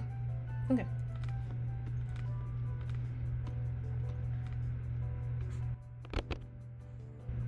Cool. Alright. That was so much quicker than yesterday. I think this one, with the whole, like, there's so much more black here, I think it kind of sort of attracts the eye a little too much. So I think this was my least favorite so far. But my mind may change on that the more I look at it. Once again, I think I know which one I like the most. Well, maybe. It's definitely either of these two. But I still want opinions on them. So I will be right back. I will go back in the Discord, and I will ask people what they think again. Hi, it's once again been another day. Okay, so people said that they both liked this one. Oh, hold on. Am I on the... Oh, it's because I'm right there. Okay, cool. Like this one and this one. I liked this one, but someone said that it wasn't really RT style, and I also agree. This is literally more of a style. That's like the style she has in the original design. But me personally, I like the heel, but I do want to make them just like a little bit shorter and see how that looks. But I am gonna go with this one and make these look a little bit shorter, a little bit more flatter. So yeah, there's that. Next is the hat and then the cane. And I was thinking about this last night of, I already know what I want to do for the hat, so I'm not going to get anyone else's opinion on that. I just want to reiterate, well, let me try and figure out the way to say this in a way that makes sense. I don't want it to seem like other people are making this decision, because at the end of the day, it's me who's making all these decisions. Like, I want to get people's opinion on all of this stuff, because the indecision levels are very, very high with this project. I'm usually a big ol' perfectionist, no surprise there, But with this project that I've been doing for fun, with all these different decisions, it's just been really hard to make that decision myself. So I think it's really helpful for me to get more feedback from other people to see what else there is to like about the design, in case I'm not seeing it from like a new, fresh point of view. You know, I can always choose whether or not to take someone's input or not take it, in which there have been plenty that I haven't done, like every other choice I've had here that I haven't chosen. I fully like every single decision that I have made. Every single decision that I've made has been of my own hand. So I thought I'd just clarify that a little bit. And now I'm gonna do the shoes. And I thought I was gonna do the same thing. I was gonna do the same thing as last time, where like I would just record myself drawing, but like it's been so boring.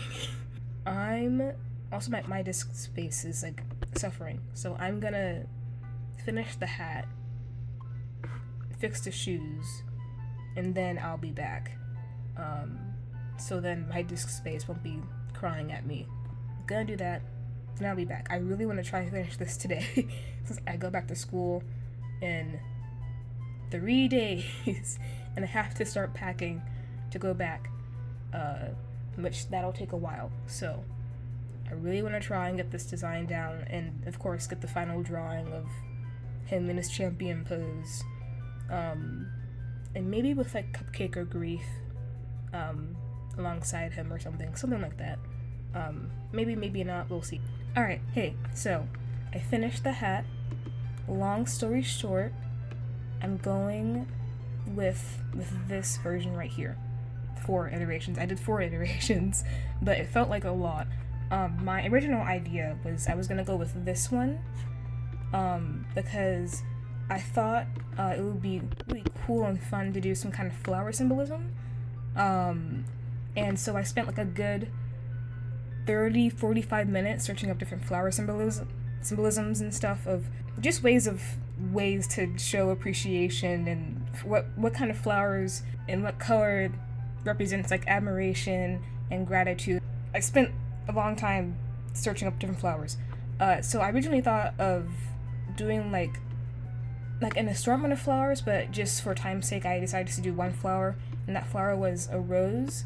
And apparently, I'm not a flower expert or anything, but a pink rose means like admiration, just gratitude, and or no, it just means like admiration, since the color can mean different things with the kind of flower. And then originally these leaves on the side, they were supposed to be bells of Ireland. It's a certain kind of flower that like looks like bells and stuff, and it's green. And I didn't do that because RT's Irish. He's Irish Canadian, but like I didn't do that because of that. I happened to see that the bells of Ireland represent good fortune, good luck, good health, good wishes, and stuff like that. So I thought, oh, it'd be really cool if like the bells were like hanging down or something, but then I thought that would get in the way of the little pleated bow tails right here. And also, apparently I think they're used in Irish weddings. In Irish weddings. So I thought maybe that would be like a little weird. So I changed them back to just like regular old leaves. I didn't like, I guess, fray the edges like in the original picture. I just wanted them to be like kind of simple leaves. I just spent a long time wondering about this whole ordeal, because it looked fine in my head, like actually putting it out and seeing it looked different than what I expected it to be. But when I got done, also this hat looks really simple, but I swear I spent like almost 2 hours doing it, because the shape of the hat is different from a lot of references, and it just took a really big while. It looks simple, but it took a really long time. Also with the leaves, I could not decide. It looked fine when I first finished it, but then looking at it from far away, the leaves were too small, so I made them bigger, but then they were too big, and then I, like, trying to do the perspective of them going in the back was just difficult. It just took a long time, and long story short, when I looked at everything from far away, the pink just didn't look right. I don't know what was about it. Maybe because it was just like so out of touch with like the whole color palette of like the dark purple. The color palette is just dark with like some white and stuff and some red, but this kind of sort of seems out of place, so I scrapped that, and then I just went with the miscellaneous plant on his original design. I'm not entirely sure what that's supposed to be. Maybe it's like a hawthorn berry. I wasn't sure. Just whatever kind of plant was originally there. Then I put the Pokeball there, and then I liked that better than the pink rose thing that was going on. And then I thought, oh, because the gold trims on the pleated billtails, there should probably be like a golden trim here. And then I played around with where that went, but for some reason it just didn't look right to me. So I just ultimately decided to go with this version. It's the one that I like the most. So with that out of the way, we're now onto the final step of all of this, which is the cane. So the last thing we need to do. So my original idea was to have Cupcake. That's not to scale. Hold on. It's to have Cupcake here, and then just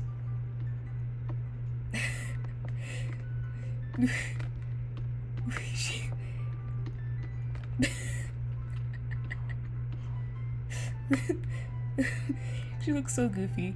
Alright, anyway, my original idea was to have like a golden cane of like where this would be just like a deep brown, that would be gold, and this cupcake, or I guess there would be like a cupcake mold, like a tiny little statue of Cupcake on the top, so RT could rest his hand on it. It obviously isn't this big to scale, but it would just be like the top of the cane, and Cupcake would just be sitting on there, and that would just be it.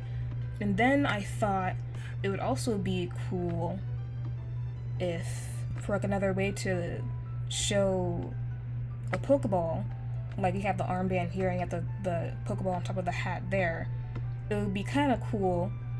Another idea was to take the it sounds so bad, but to kind of take the top of Cupcake and like her little cupcake holder, and for that to kind of pop off, and then like it would kind of lift up, and then like inside of here would be another Pokeball.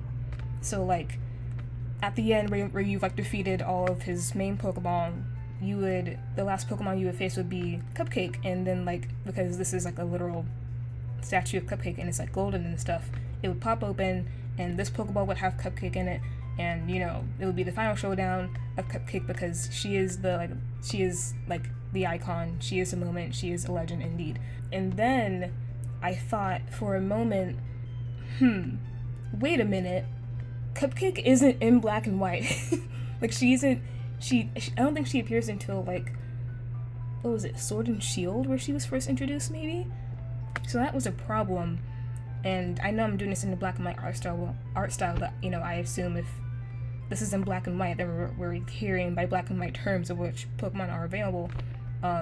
So then I thought the Cupcake idea wasn't available anymore, but then I thought, oh wait, Crumpet. Crumpet. Oh my goodness, freaking stabilization on my...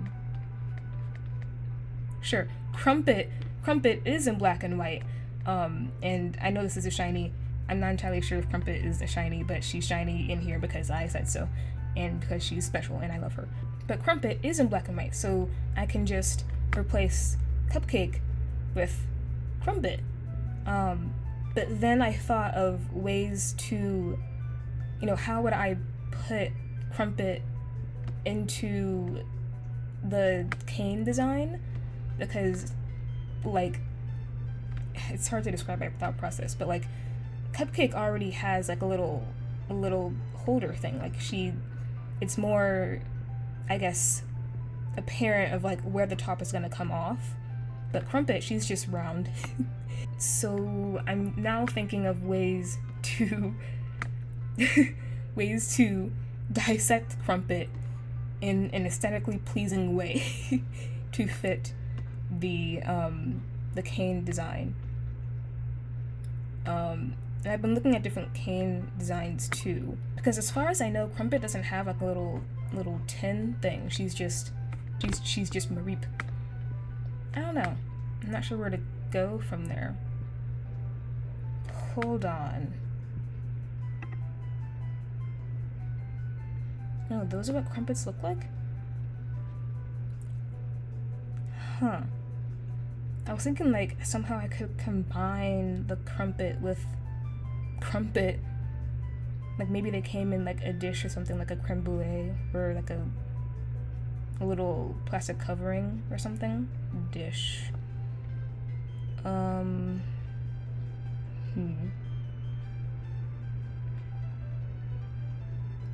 It seems like they don't really come with a dish to go in. It's just like you put them on a plate. I mean, there's that, but like I don't really know. I'm not a Crumpet expert.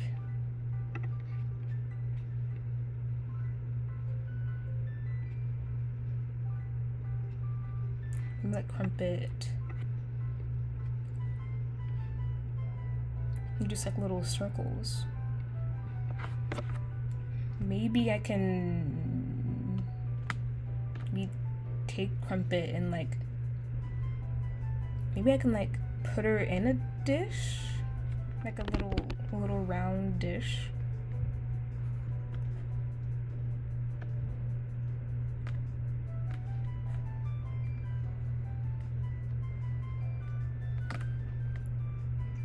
Maybe do that, but like Crumpets seem like they're pretty flat. I mean, they can be fluffy though.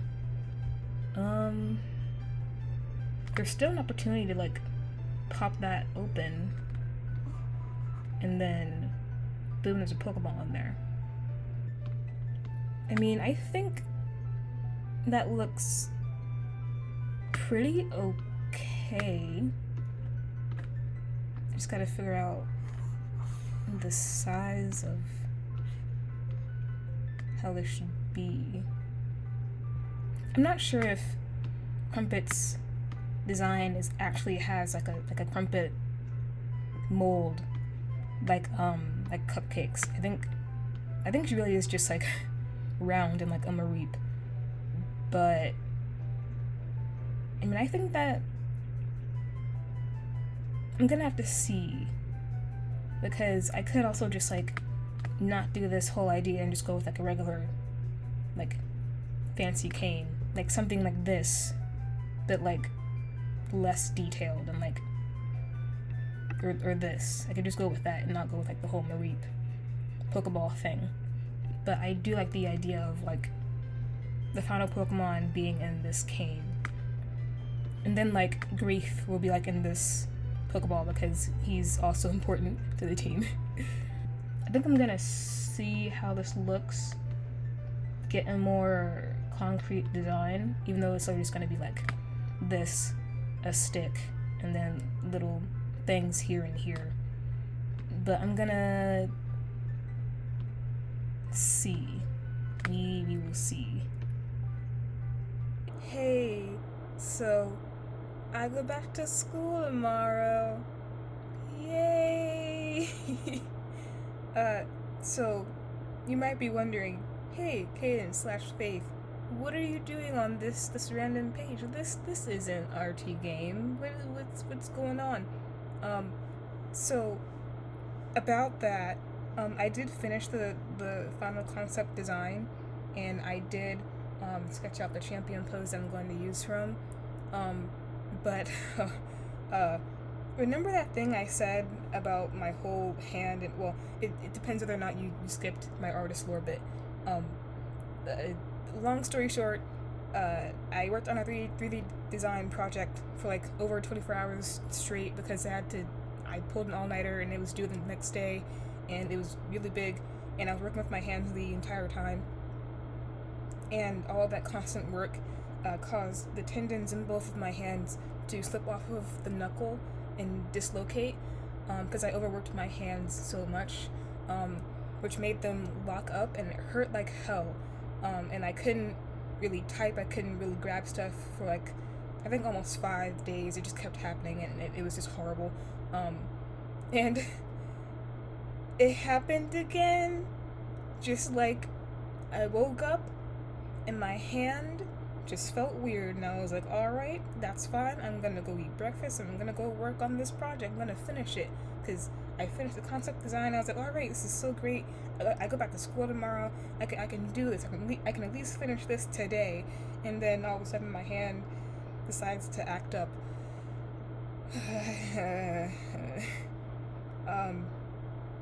Luckily, it's just in my right hand. It's not in both of my hands. It's just my my ring finger.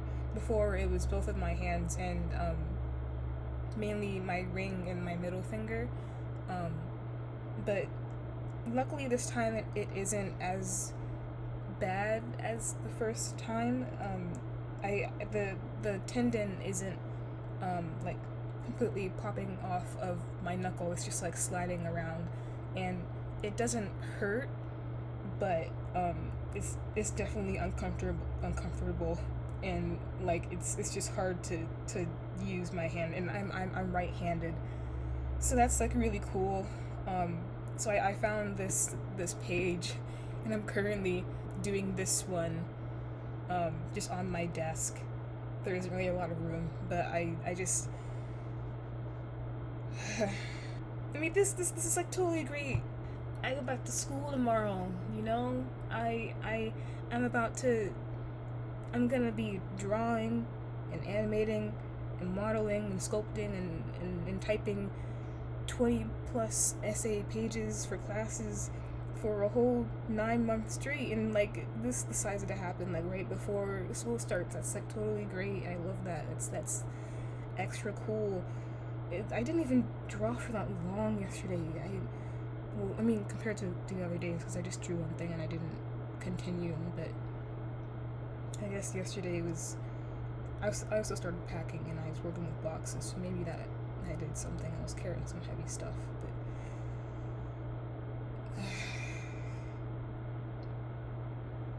but I wanted to finish this thing today, man. It's not like the day's over. It's I think it's like somewhere near 12,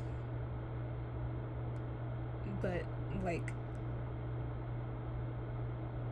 it's my hand, dude. I can't really I'm not ambidextrous or anything. I'm just right-handed, and I tried gripping my pencil, but like it's just my finger just it's just not cooperating, and it's just so uncomfortable.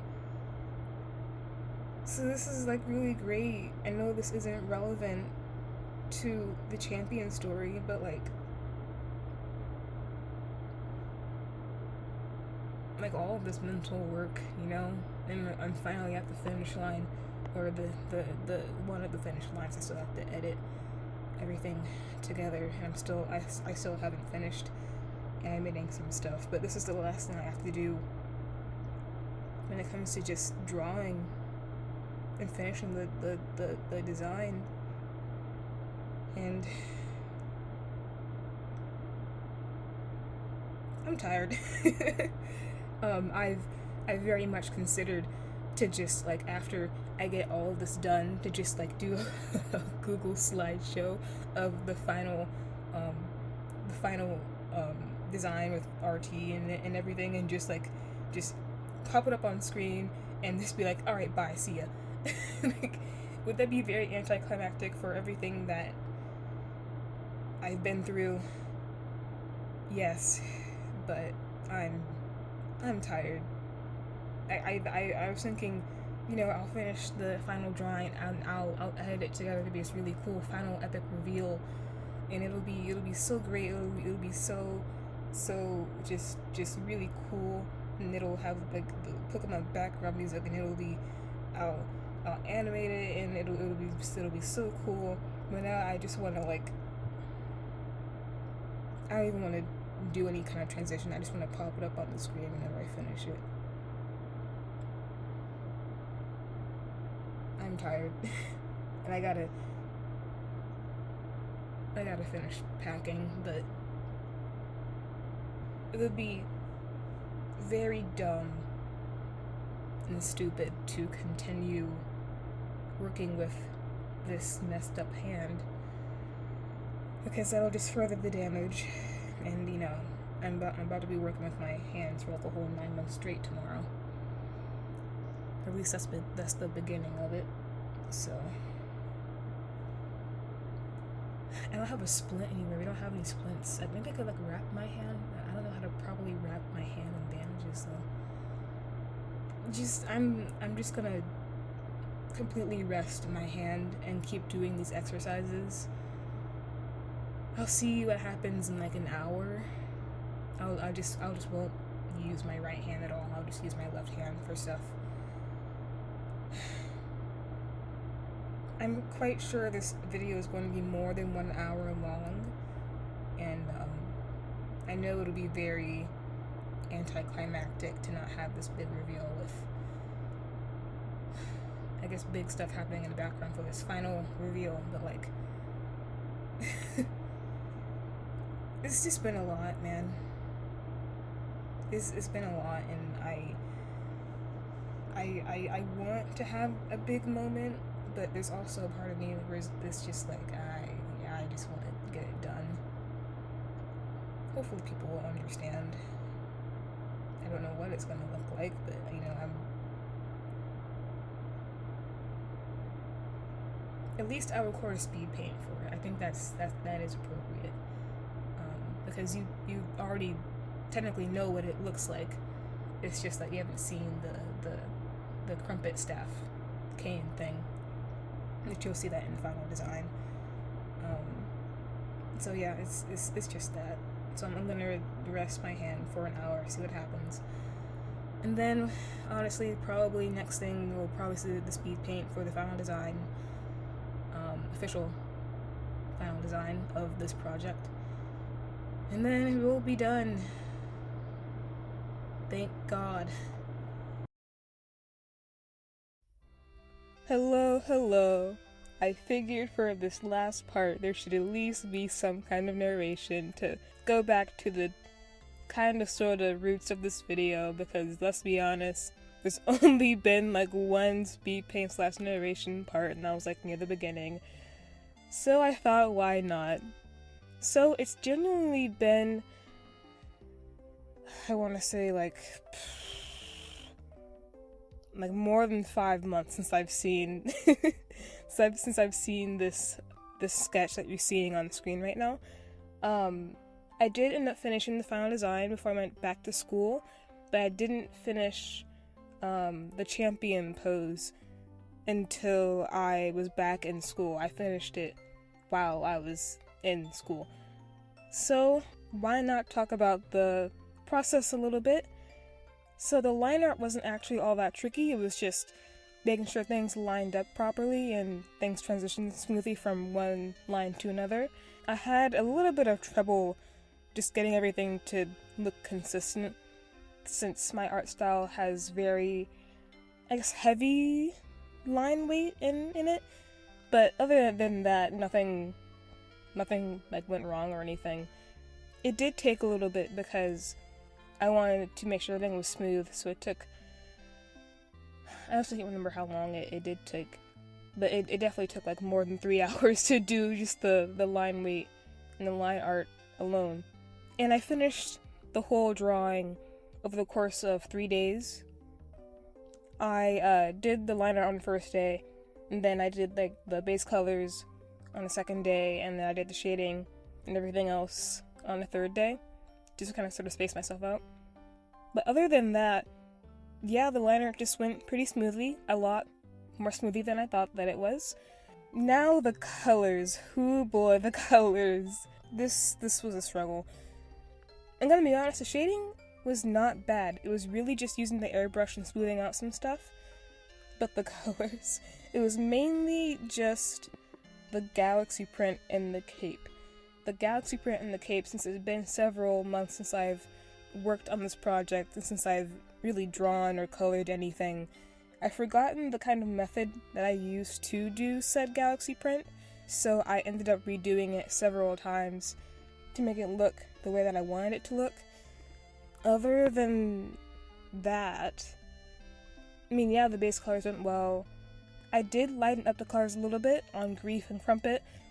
The references that I took from the internet seemed a little too dark, maybe?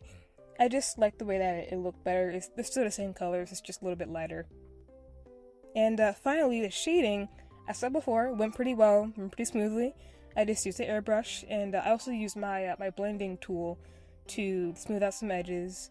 And yeah, that's pretty much it. It did take a while.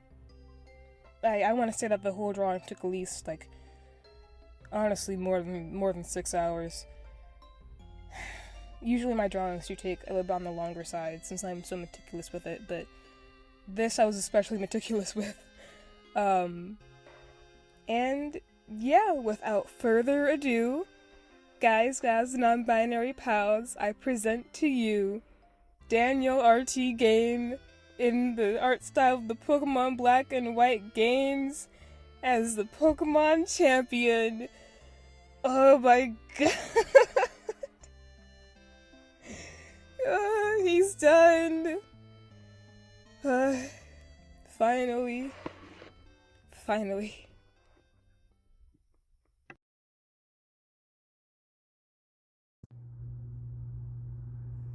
Hi, hello. I am speaking low because it's almost 12 a.m. You're currently looking at my desk that is painted white, which is yeah, it's my painted desk. I am recording this. I know that the video technically ended however many seconds ago, but at the time of this recording, I just finished editing the whole video. I believe it sits at 3 hours and 51 minutes and some change, and of course this would add to the runtime. But I just wanted to say thank you. Thank you for, even if you skipped around, even if, you know, you just skipped to the end to see the end process, or just for being here. Thank you. At the time of this recording, it has been almost a full year since I started this project. I believe I said somewhere in the video that I started this last year in the middle of June, and that date was actually June 12th, and it is currently almost June 1st. So it will be almost a full year since I've started this project, and it'll probably be over a year when I upload this, since I have to do the subtitles and this monster of a video has to still render. I know the video's done,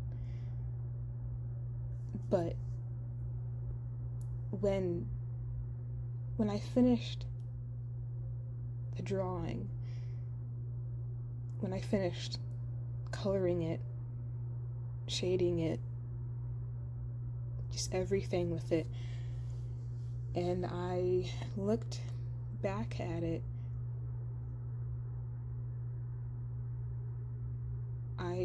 oh no, I'm getting emotional. Oh no. Oh no. It's a weird feeling to cry without a heavy heart. It's a strange but welcome feeling to cry because of a drawing. I don't know if it was a mixture of relief pride or something else, but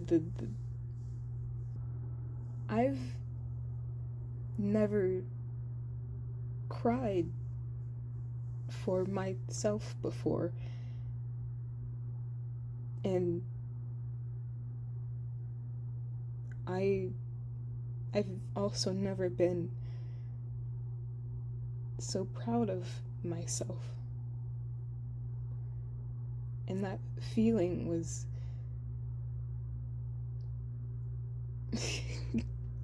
I'm sorry. I'm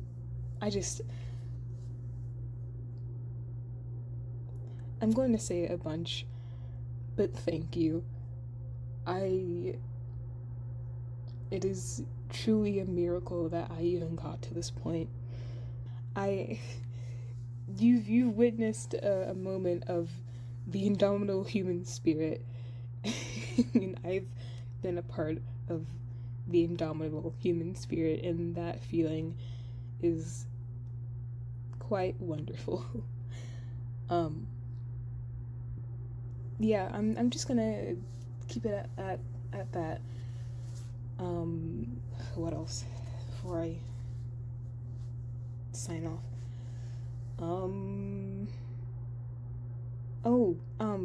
I for as another thank you, I made a playlist of all of the videos I watched and listened to throughout this whole project.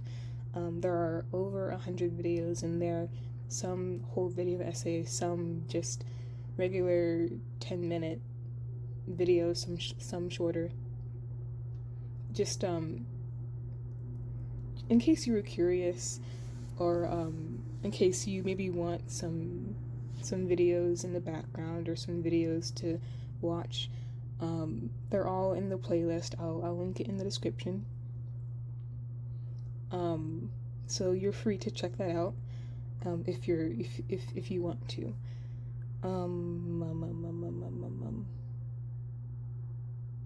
What else?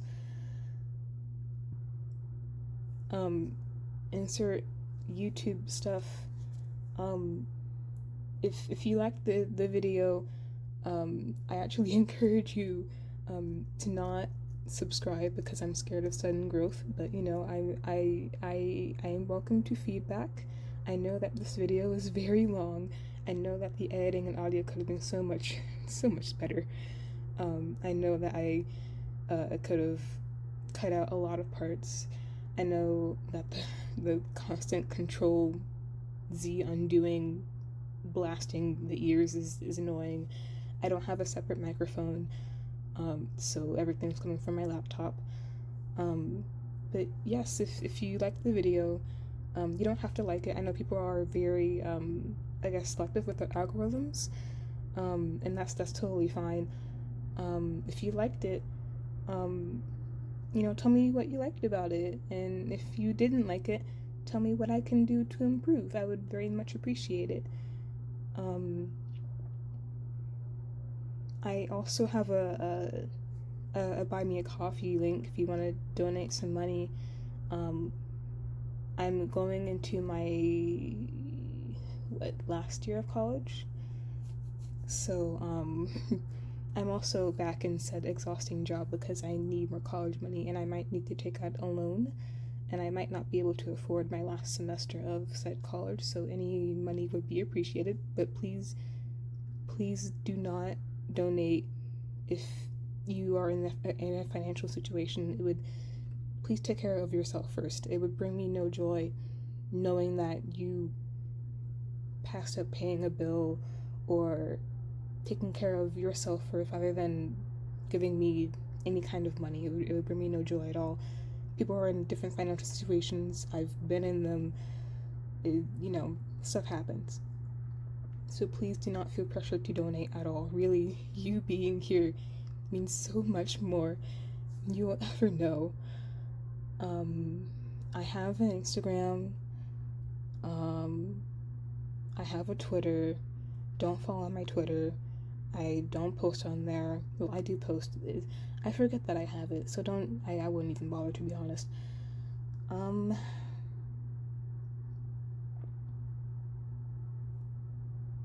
I think that's it, unless I'm forgetting something.